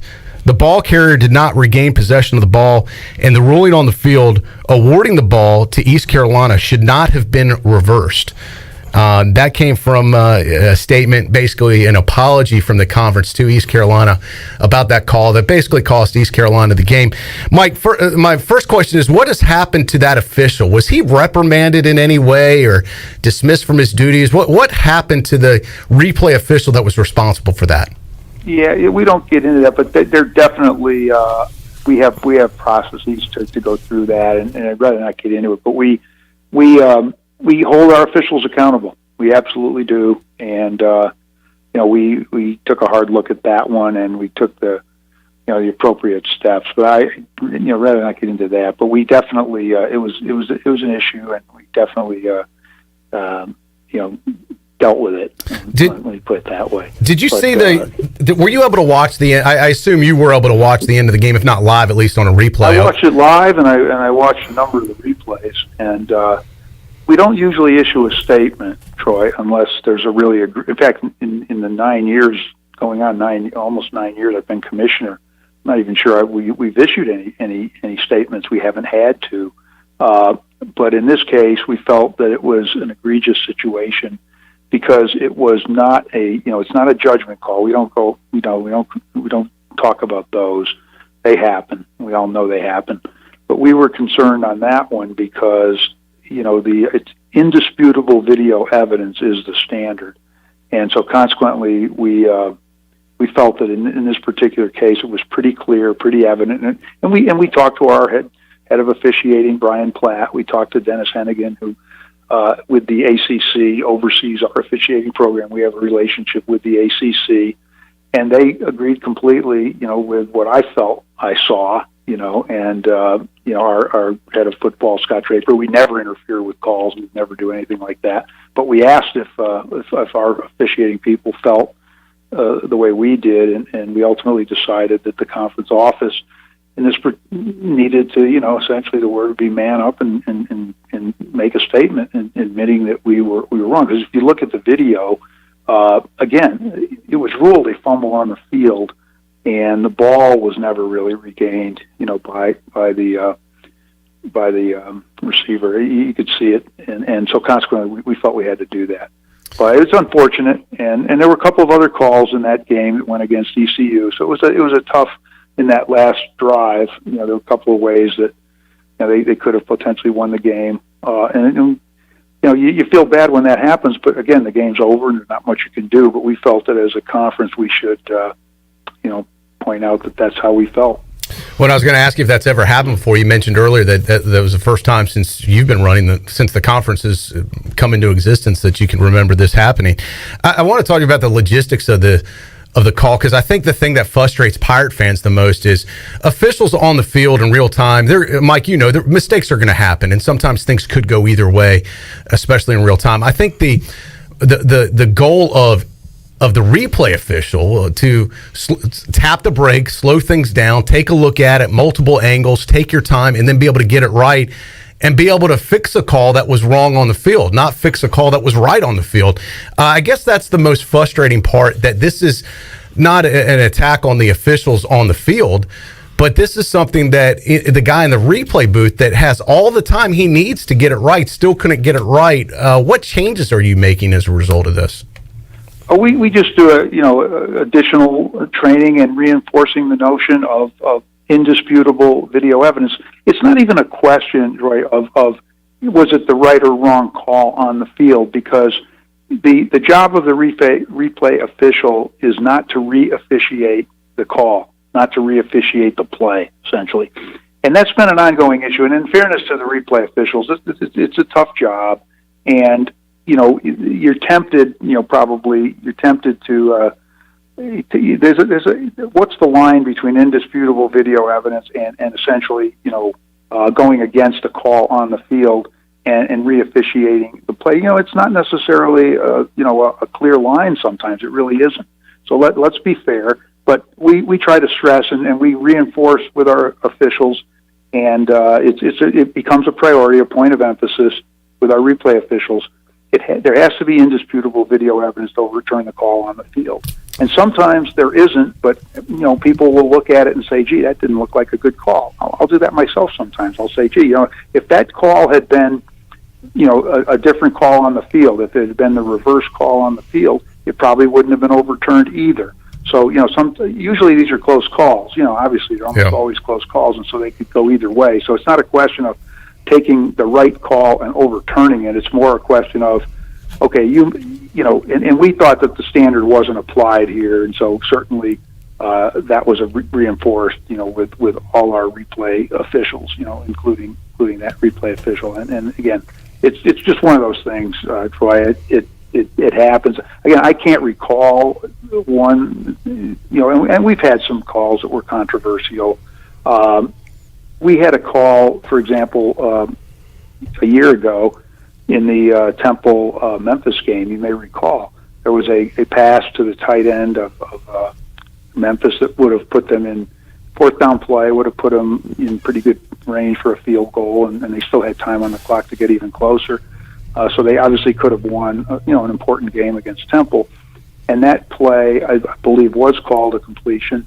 And the replay showed, we thought pretty clearly, when we all looked at it, and the video official, the replay official looked at it and said the ball was on the ground at one brief point, but it was hard to tell. It was almost, and I was at the game, and I was standing on the corner of the end zone, and I couldn't tell, and when I saw it at first, I thought, well, that's probably a completion. But as it turned out, there was, so we didn't have to issue a statement, but it was very controversial for the Memphis fans, and there were controversial calls over the years in other games. I just don't remember one where we felt that the rule had been improper. The reason we did this is because we felt that the rule had been improperly applied. Again, you have to have indisputable video evidence, so we didn't feel ultimately it was a judgment call, and or that it was a close call where you say, okay, there's no question here that the replay official has discretion and used his best sense of what the situation was, and felt there either was or was not indisputable video evidence. In this case, we felt it was just too clear to ignore, and when our supervisor of officials both, again, our own conference, and again, we have a relationship with the ACC, as I said, and they oversee our program. And they both felt that way too. We just felt we needed to make a statement, and that's where I'd like to kind of leave it at I got that. you. But and just to be clear, you can't confirm or deny whether this official is still working with the conference. Yeah, I'm not going to get into that. All right. Just a logistical question. Once again, we're talking to Mike Aresco, Commissioner of the American Athletic Conference. There's a lot of officials on the field. Mike, I never thought about it before. I just always assumed there's just one guy in the replay booth. Is there more than one official in the replay booth, or is it just one person? No, we have a replay official in there. Yeah, no, it's just one. Yeah. Just one. Okay, I just wanted to confirm that. It's a replay official. Yeah. I got you. And he has a lot of it. He gets as much video as he can possibly get on the play. Fans think it takes too long sometimes, to do this. But sometimes, again, you have to look at all the angles, and you have to keep looking at them, and you want to get it right. So it does take time. It's frustrating for fans, frustrating for viewers when you see the official down on the field looking at the the monitor and getting word from the replay official, but it's just the way it is. All right, let's switch gears and let's talk about the thing that has affected this season more than any other season in anyone's lifetime around, and that's with what's going on with the pandemic and the COVID situation. Managing that has been a bear, I'm sure, from a conference perspective. I want to get your big picture on that, but before we do that, I want to ask you about the policy that the conference has about testing, because I've talked to a lot of people in the testing business, and they have confirmed for me there is a big, I don't want to say big percentage, there's a percentage of false positives that come, and there's some false negatives too with the testing. Mike, it seems to be when ECU's quarterback tested positive, he had no symptoms, no one around him tested positive, and he ended up getting a retest later that weekend, came back negative. But there was no system in place by the conference to let him be retested again. And you may remember this happened with Nick Saban during the season at one time. He got tested positive, then he had 3 more tests, and they all came back negative. Could there be an adjustment to that COVID policy to offer some flexibility to kind of correct false positives? Yeah, we look at situations like that. But we weren't prepared to adopt, the Nick Saban principle at this time. We just wanted to err on the side of caution, and we're looking at all that. These things evolve, and you try to improve your procedures, you try to refine your procedures. But we felt at the time that we really didn't want to take a chance, and so we didn't want to do the SEC protocol. And that's where we are now. But we may ultimately, you saw the CDC offering some new guidance on quarantines, and we'll look at that. And we've had situations where we thought we might have a false positive, and we did, a lot of extra testing, and ultimately, and there may have been situations where we've been satisfied that because of the nature of it, it wasn't a positive. But for the most part, we want to err on the side of caution in these situations. Hey, Mike, this is Clip. COVID has affected everything, and that includes the bowl lineup for the 2020 season. So where are we at right now with the bowls, that are still out there for American teams? How many American teams do you expect to play in postseason football this season as of right now? Well, Clip, it looks like we could have as many as 8 if we end up in the college football playoff or a New Year's Day bowl game. We have 7 tie-ins currently, and obviously the CFP or the New Year's Day would be the 8th. At this point, we're going to try to keep teams close to home. We've got a number of potential bowl tie-ins with ESPN. In other words, our total is capped at 7, and that's really by what turned out to be an NCAA protocol that was developed. We had a history of having 7 bowl teams, and everybody had to submit their past percentages, and we came out with 7, and we can get the 8th, of course, and we can fill other bowls if they need to be filled, but that won't happen this year because everybody's essentially bowl eligible. Now, not every team is sending sub 500 teams to bowls. If we have a situation, we may have one team where that would happen. But the point is, we're going to keep everyone close to home. We have relationships in Texas, in Frisco, Armed Forces in Fort Worth. As you know, we have some Texas teams. We have the Military Bowl, which is at Navy. We have a bowl in Birmingham. We have a bowl in Montgomery that potentially we could go to, but there are others too. The New Mexico Bowl, incidentally, has been moved to Texas this year. They've had issues in New Mexico. So we have Birmingham as another one of the bowls. We had a new bowl in Fenway Park that has been postponed for a year. They're not ready to start this year because of what's happened. And we also have some other bowls that potentially ESPN could put us in. There's one in Boca that, we have a Florida team. And I can't tell you exactly which teams are going where yet, but we want to keep people really close to home in view of the pandemic, and that would be the goal. And get the right matchups as well. I mean, we'll have some matchups against the ACC. We may have one against the Big 12, but you won't see us in the Liberty Bowl, for example. We've been in the Liberty Bowl a few times over the last several years, but that's not going to happen because, again, there isn't going to be the kind of opening based on teams not qualifying because pretty much every conference will be able to fill its slots.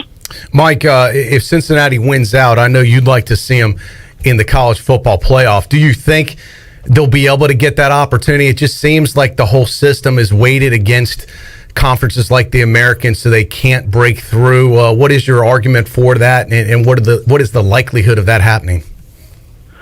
Well, we're gaining prestige and we're gaining respect. I don't think there's much doubt about that. And I think Cincinnati's ranking probably reflects that because in the past, UCF had to work really hard in 2017 just to get up to number 12 at the end of the year.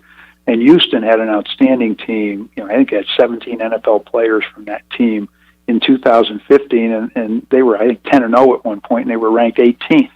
So I think you're seeing respect for our conference, and so Cincinnati's number 7 ranking. You have to be happy with it while also feeling that they could be ranked higher. I myself think they should be ranked ahead of A&M. I don't understand why A&M with that schedule. And with the eye test, just because they beat Florida when Florida probably wasn't playing quite as well as they are now, and they lost, to Alabama 52-24. Let's give Cincinnati a shot with that incredible defense they have to see whether they can't, hold Alabama to fewer points. So I do, I can always quibble with a particular ranking, but you have to be overall pleased with the fact that the committee has put them there. And, there is a path for them where I don't really think in the past we've had a reasonable path. UCF reached number 8, fellas, you may recall, back in 2018 until McKenzie got hurt. They were still certainly the talk of college football. They had the 25-game winning streak, and, a lot of people had said if they do it again, they really should be in the playoff.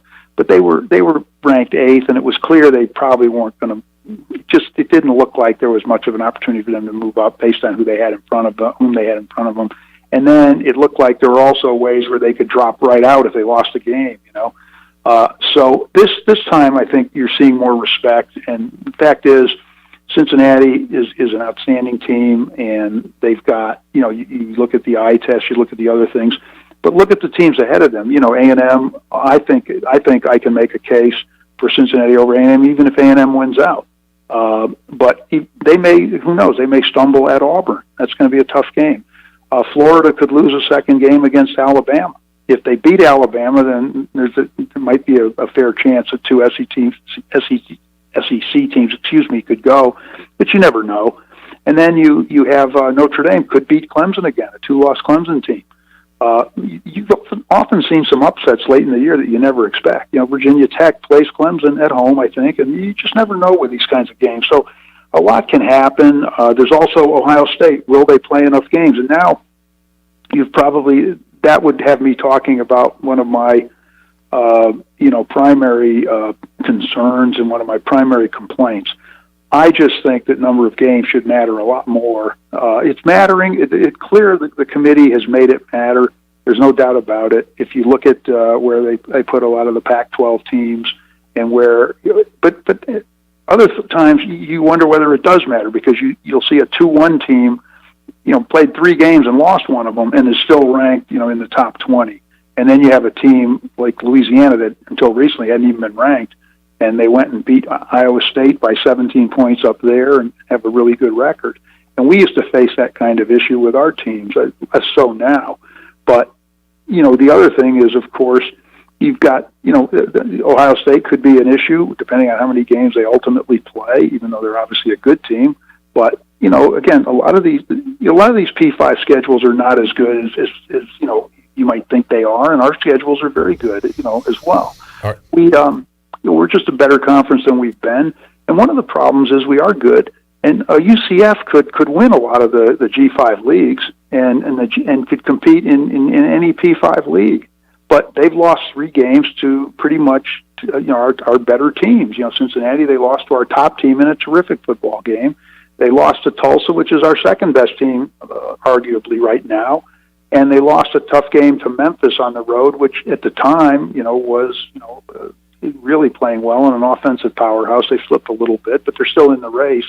We've got a lot of good teams in this league, and I think the committee's recognizing it. They had SMU in the top 25 at one point.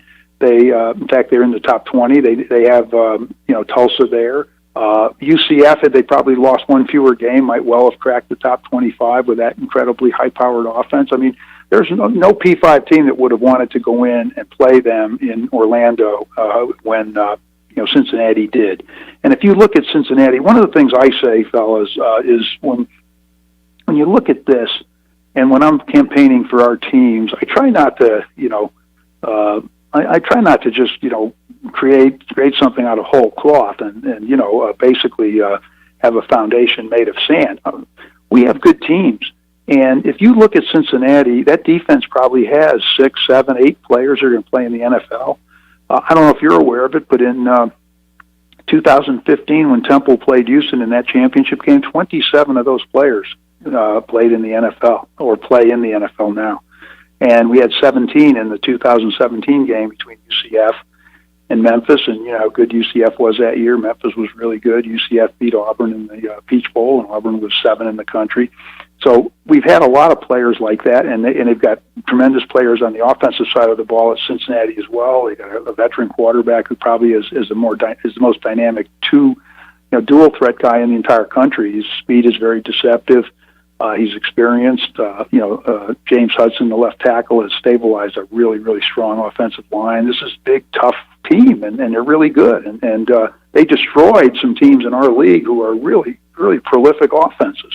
So, again, I think that in the end, this is the best positioning we've had. I don't know if they'll get there in the end. And, we're hoping, obviously, they can play in another week. They couldn't play this week or last week because of the Temple situation and their own situation.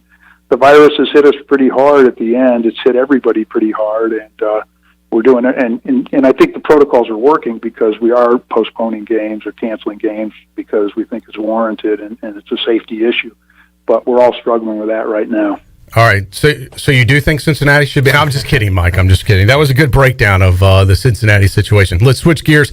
It's basketball season right now. You know what a nightmare scheduling has been during this COVID era.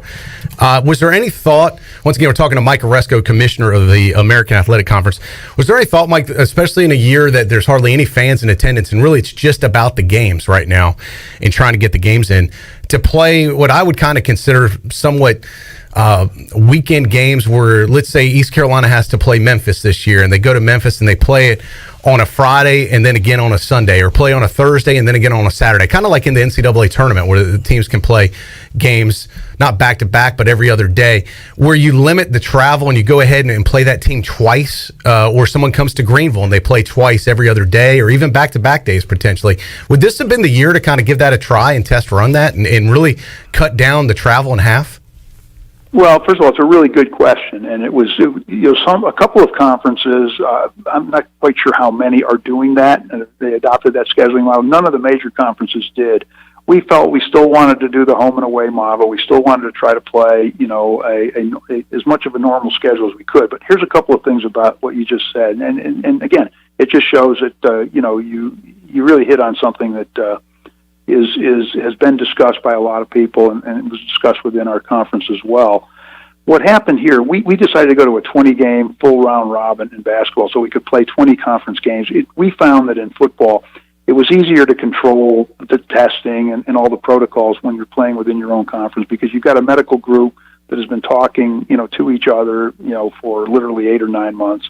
You've got ADs who know all the protocols. You're very comfortable with your own situations, And in non-conference games in football, we did have some issues. We had people who had different testing protocols, or we thought they were doing X because that's what was conveyed, and then it turned out they weren't quite doing that.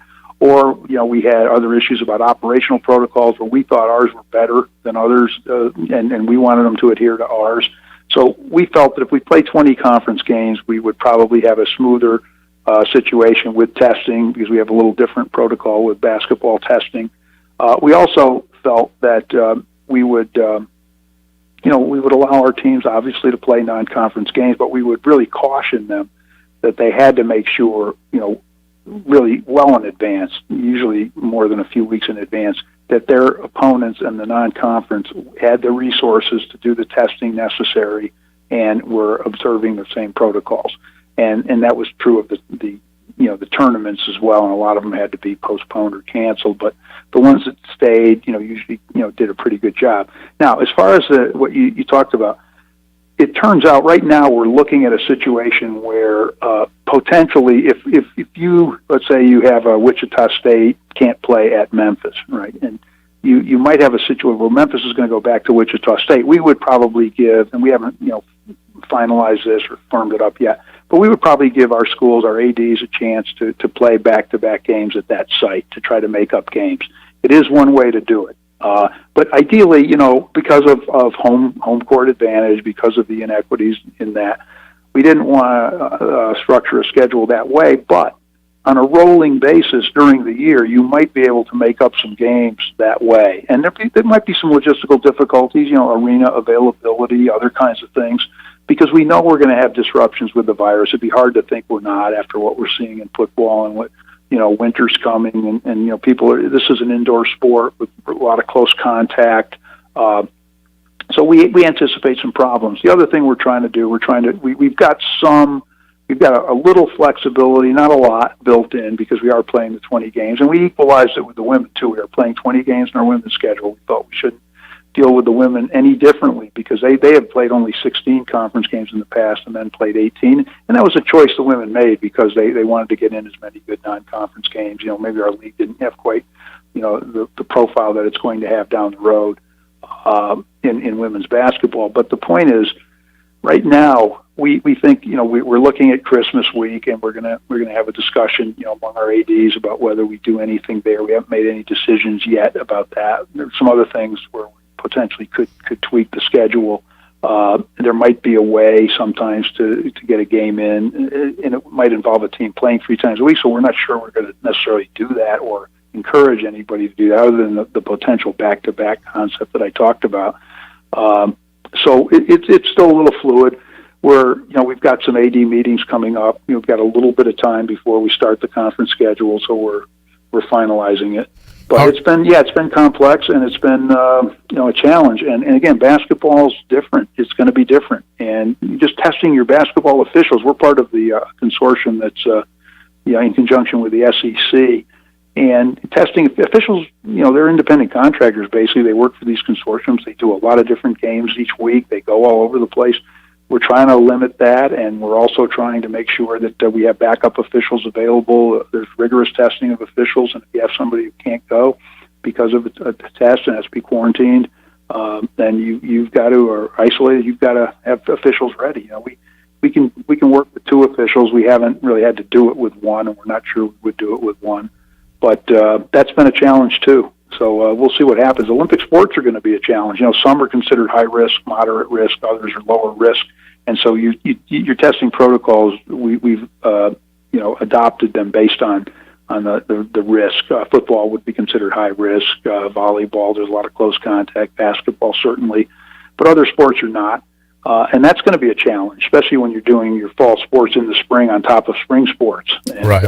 So we're all facing it. And yep. Is our difficulty, we just can't use difficulty as an excuse. Edward R. Murrow once said that history doesn't forgive, and history doesn't allow difficulty to be used as an excuse, and that's essentially where we are. We just got to get through it. And again, if it wasn't safe, fellas, we didn't feel that they were safer in our protocols, even though there are positives. What's to say there wouldn't be positives outside the protocols?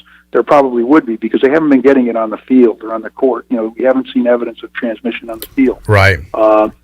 And so consequently, what what you're finding is visiting with family, friends, group settings. These things happen, and unfortunately, there's some question now whether this virus hasn't become even more contagious recently. There clearly has been an uptick in a lot of places.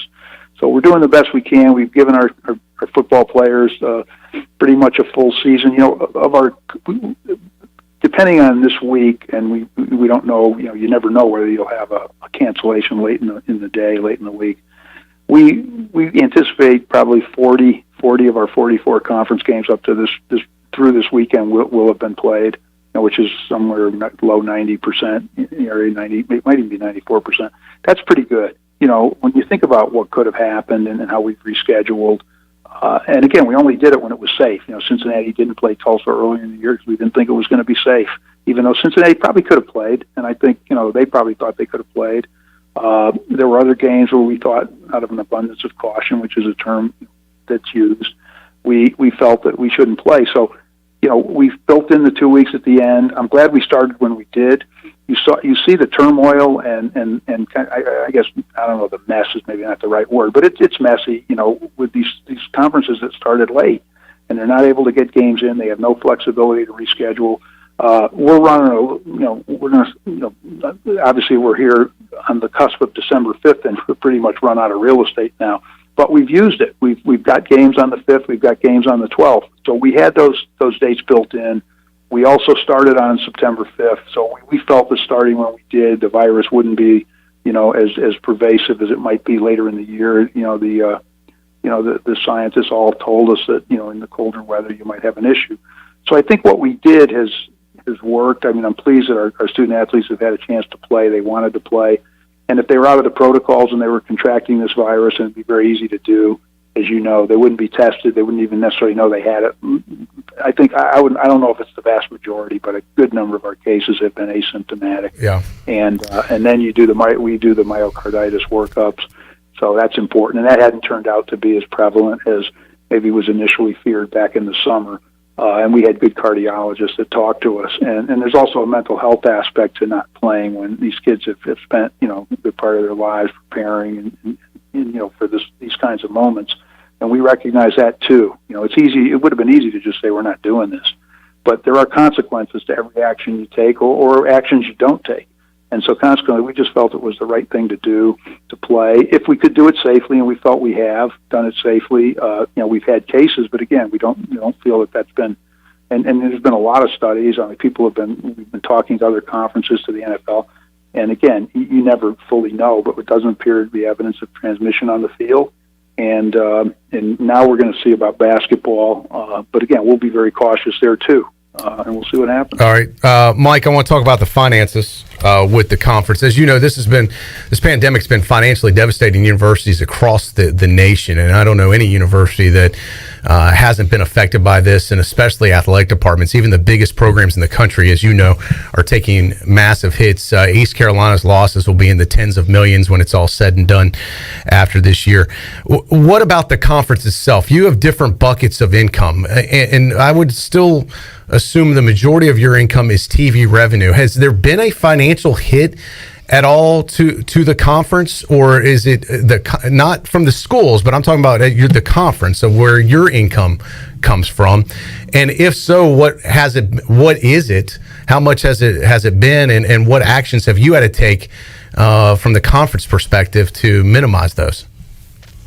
Well, we don't fully know yet.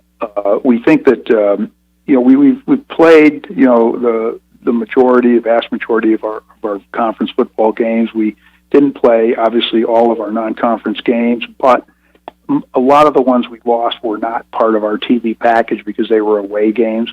It just turned out, and I guess this was fortuitous in some ways, that a lot of our games this year that got canceled or postponed were away games with the P5. We usually play anywhere from 15 to 20 with the P5. I think this year we may have had 16, and the vast majority were away.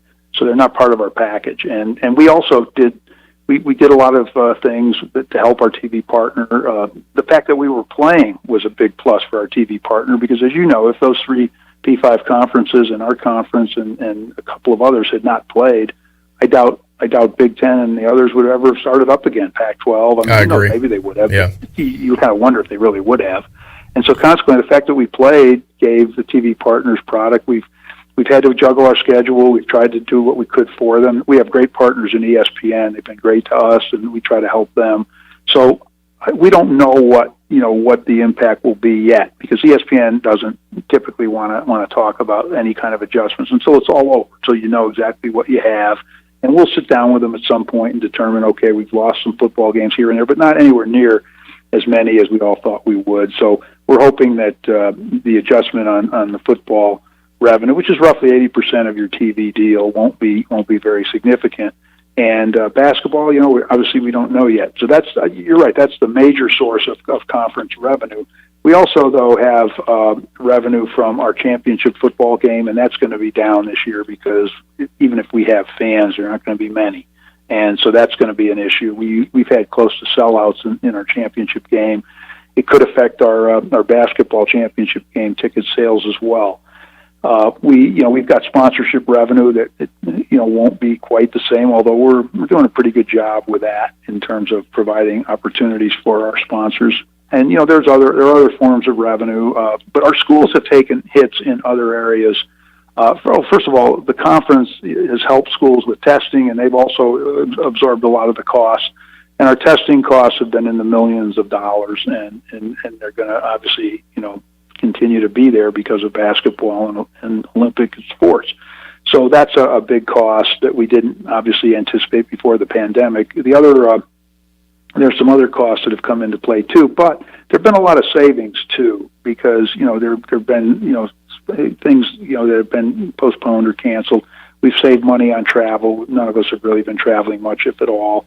We've had virtual meetings where we used to have meetings in person that cost a fair amount of money to have, and we found savings all over the place. So that's a good thing.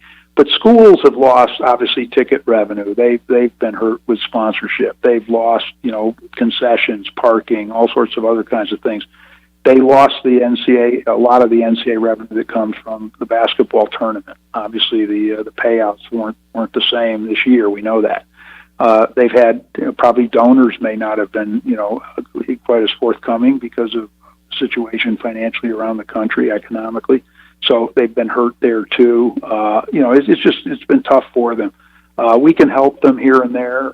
We have a healthy reserve fund that we want to maintain, but we'll help the schools where we can. We've looked into loans and that sort of thing. There were some programs we were able to take advantage of. So the conference, I think, I would absolutely say we are healthy right now. We don't have problems that probably some of the smaller conferences certainly are going to have. And I think we've always kept our costs, under control. I know that, some of the budgets at some of the P5 schools are pretty large. Our budgets are bigger, and we strain to do what we do. But I think our guys have really been responsible, and they've been smart about how they've done things. You hope that the vaccines are on the way, and that's going to make next year, entirely different. Yeah. We're going to struggle this spring, but we have consolidated travel. We've consolidated events. We've done a lot to create savings, as well as obviously having costs. And we'll have to wait and see what TV looks like the rest of the year. But look, we could have been facing a complete catastrophe had we not played at all. And we were prepared not to play, and it wasn't going to be a financial decision. If our medical group felt back in the summer that we couldn't play, we wouldn't have played, period. And we had a whole bunch of I guess you would say, guidelines. And for instance, if it appeared early on that we were not going to get in most of our conference games, or even half of them, we might have said this isn't worth doing. But it turns out that we ended up over 90% in terms of playing them. So there have been a whole bunch of factors that went into this.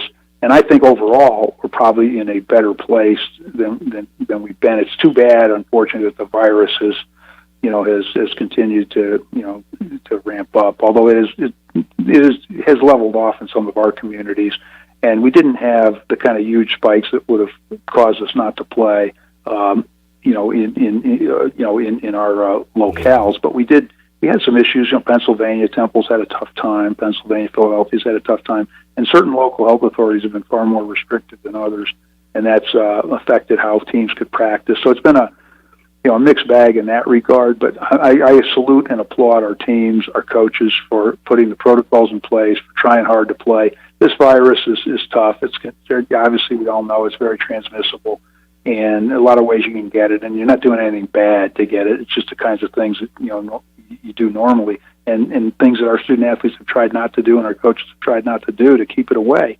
But it's there. It would have been there if you didn't play.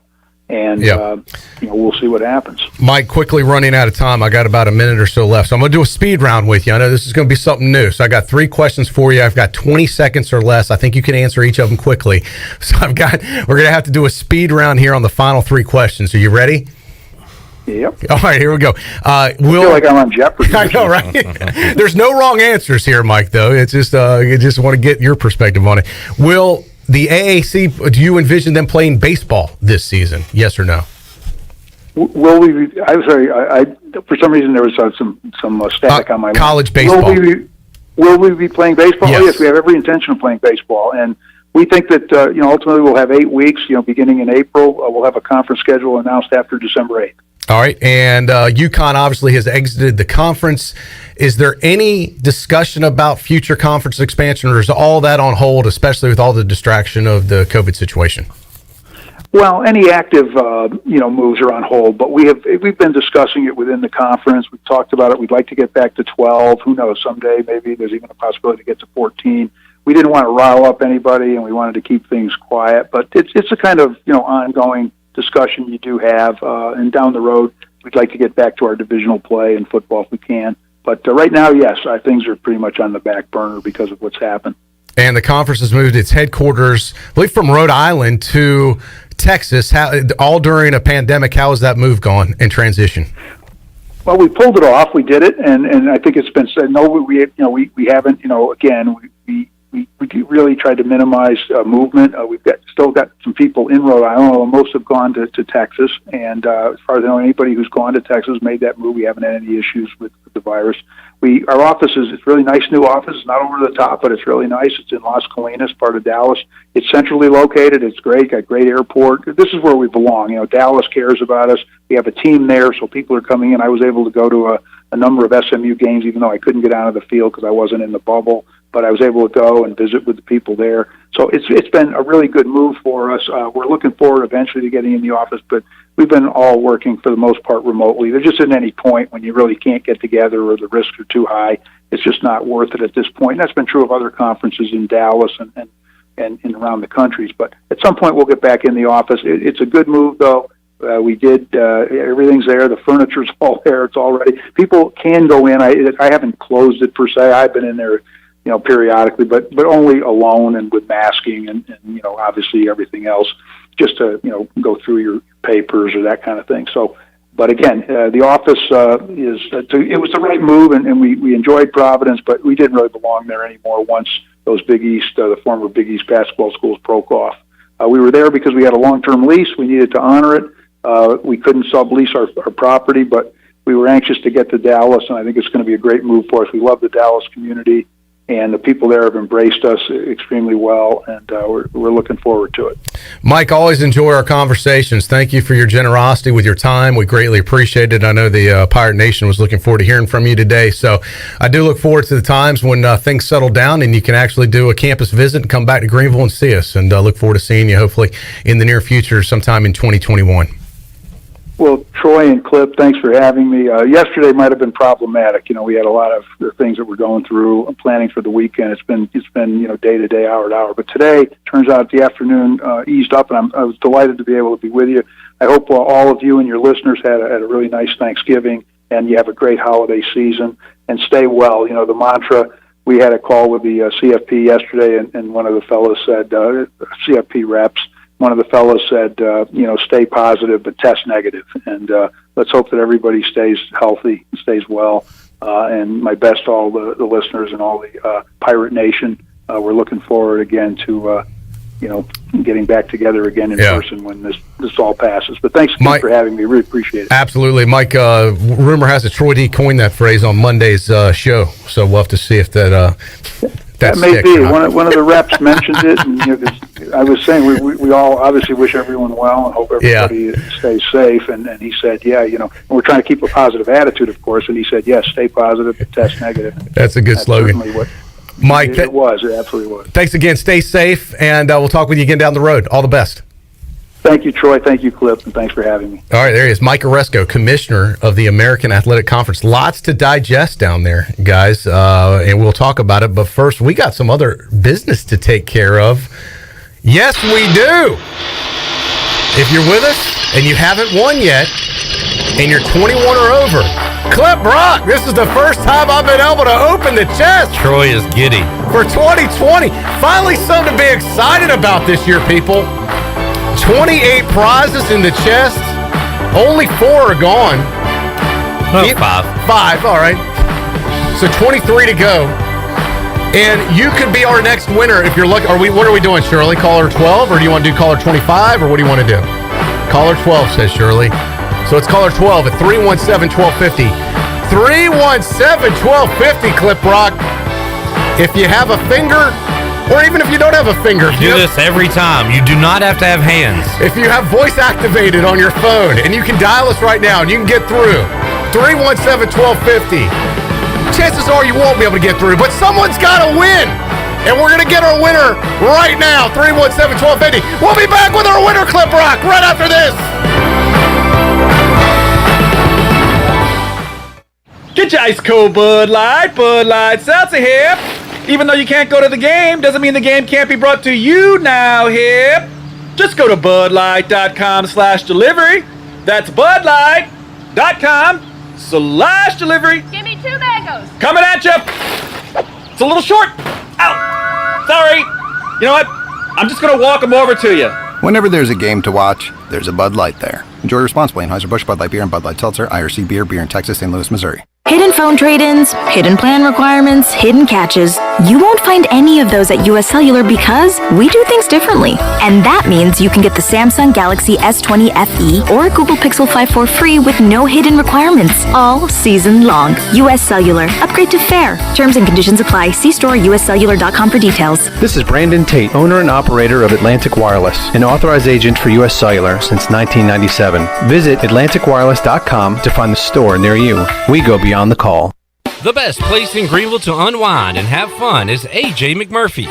AJ's is open every day with great food and great drink specials. During the week, stop by for open mic, music on the patio, or sports trivia with me, Clip Rock. The weekends are made for football. Watch every game in college on Saturday, and every Sunday is fun day with the NFL ticket. Follow AJ's on Facebook, Instagram, and Snapchat to see their features menu and weekly lineup. AJ McMurphy's, Turnberry Square at Bell's Fork, and online at ajmcmurphys.com. My whole business just went up in flames, but my agent was there before the fire was out. We started a plan. I've got 25 employees who could be out of a job if we didn't get this place running again. My independent agent and auto owner's insurance, they made sure we didn't skip a beat. I mean, we didn't miss a single payroll. That's incredible. For whatever lies ahead, we're always there. This is Brian Smith with Town Insurance in Greenville. Call me today at 756-8300. Go Pirates!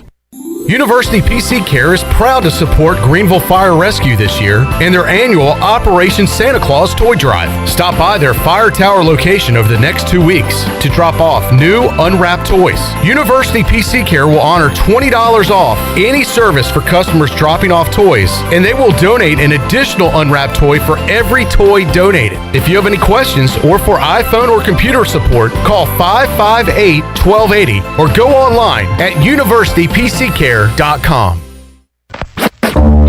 When you don't have time to go to lunch, let Jimmy John's deliver lunch to you.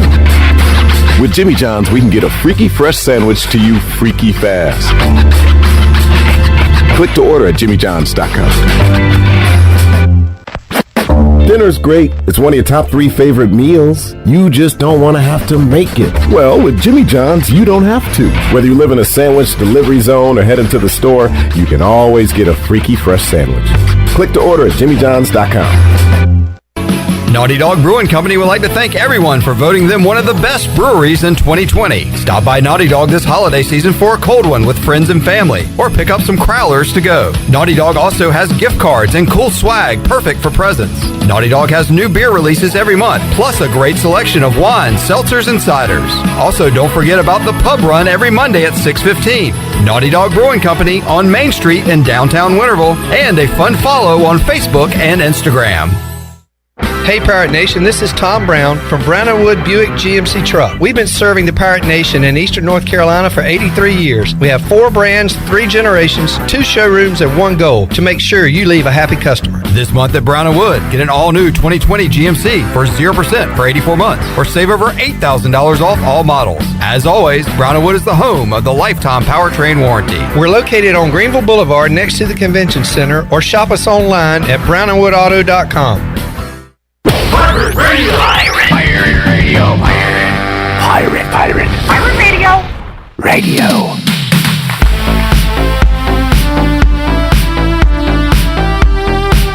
You're listening to Hour 3 of Pirate Radio Live. This hour of PRL is brought to you by Bud Light, reminding pirate fans to stay in the game and drink responsibly.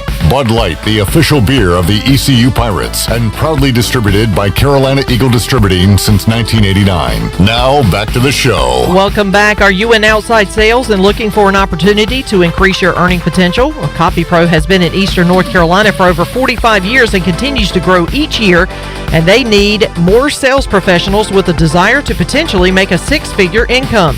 Do you have what it takes? Visit copypro.net today to submit your resume and to learn more. And taking a quick look at your stock market report, the Dow was up 85 points at 29,969. NASDAQ was up 27 at 12,377. And the S&P was down 2 at 3,666. That's your Wells Fargo Advisors financial report.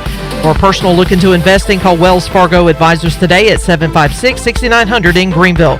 Wells Fargo Advisors, LLC, member SIPC. Now let's head back in to PRL. Here's your host, Clip Rock. All right, Shirley, wrapping up Hour 3, heading into Hour 4 with Troy D here today. Look, great guest today of Mike Aresco, not short on words. Yeah. Do you think the ref got fired? No. Or reprimanded?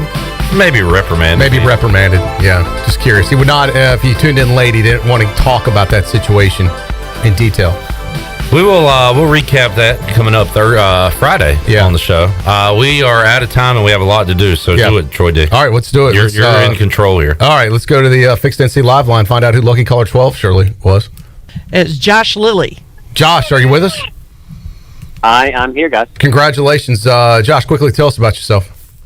Well, I live here in Greenville with my wife, 2 kids. I work for UNX Industries. We're a cleaning product manufacturer. We manufacture laundry detergents for ECU, for other college universities, Major League Baseball teams, as well as hotels and nursing home healthcare accounts. All right, and I think a longtime Pirate Radio listener, if I'm not mistaken.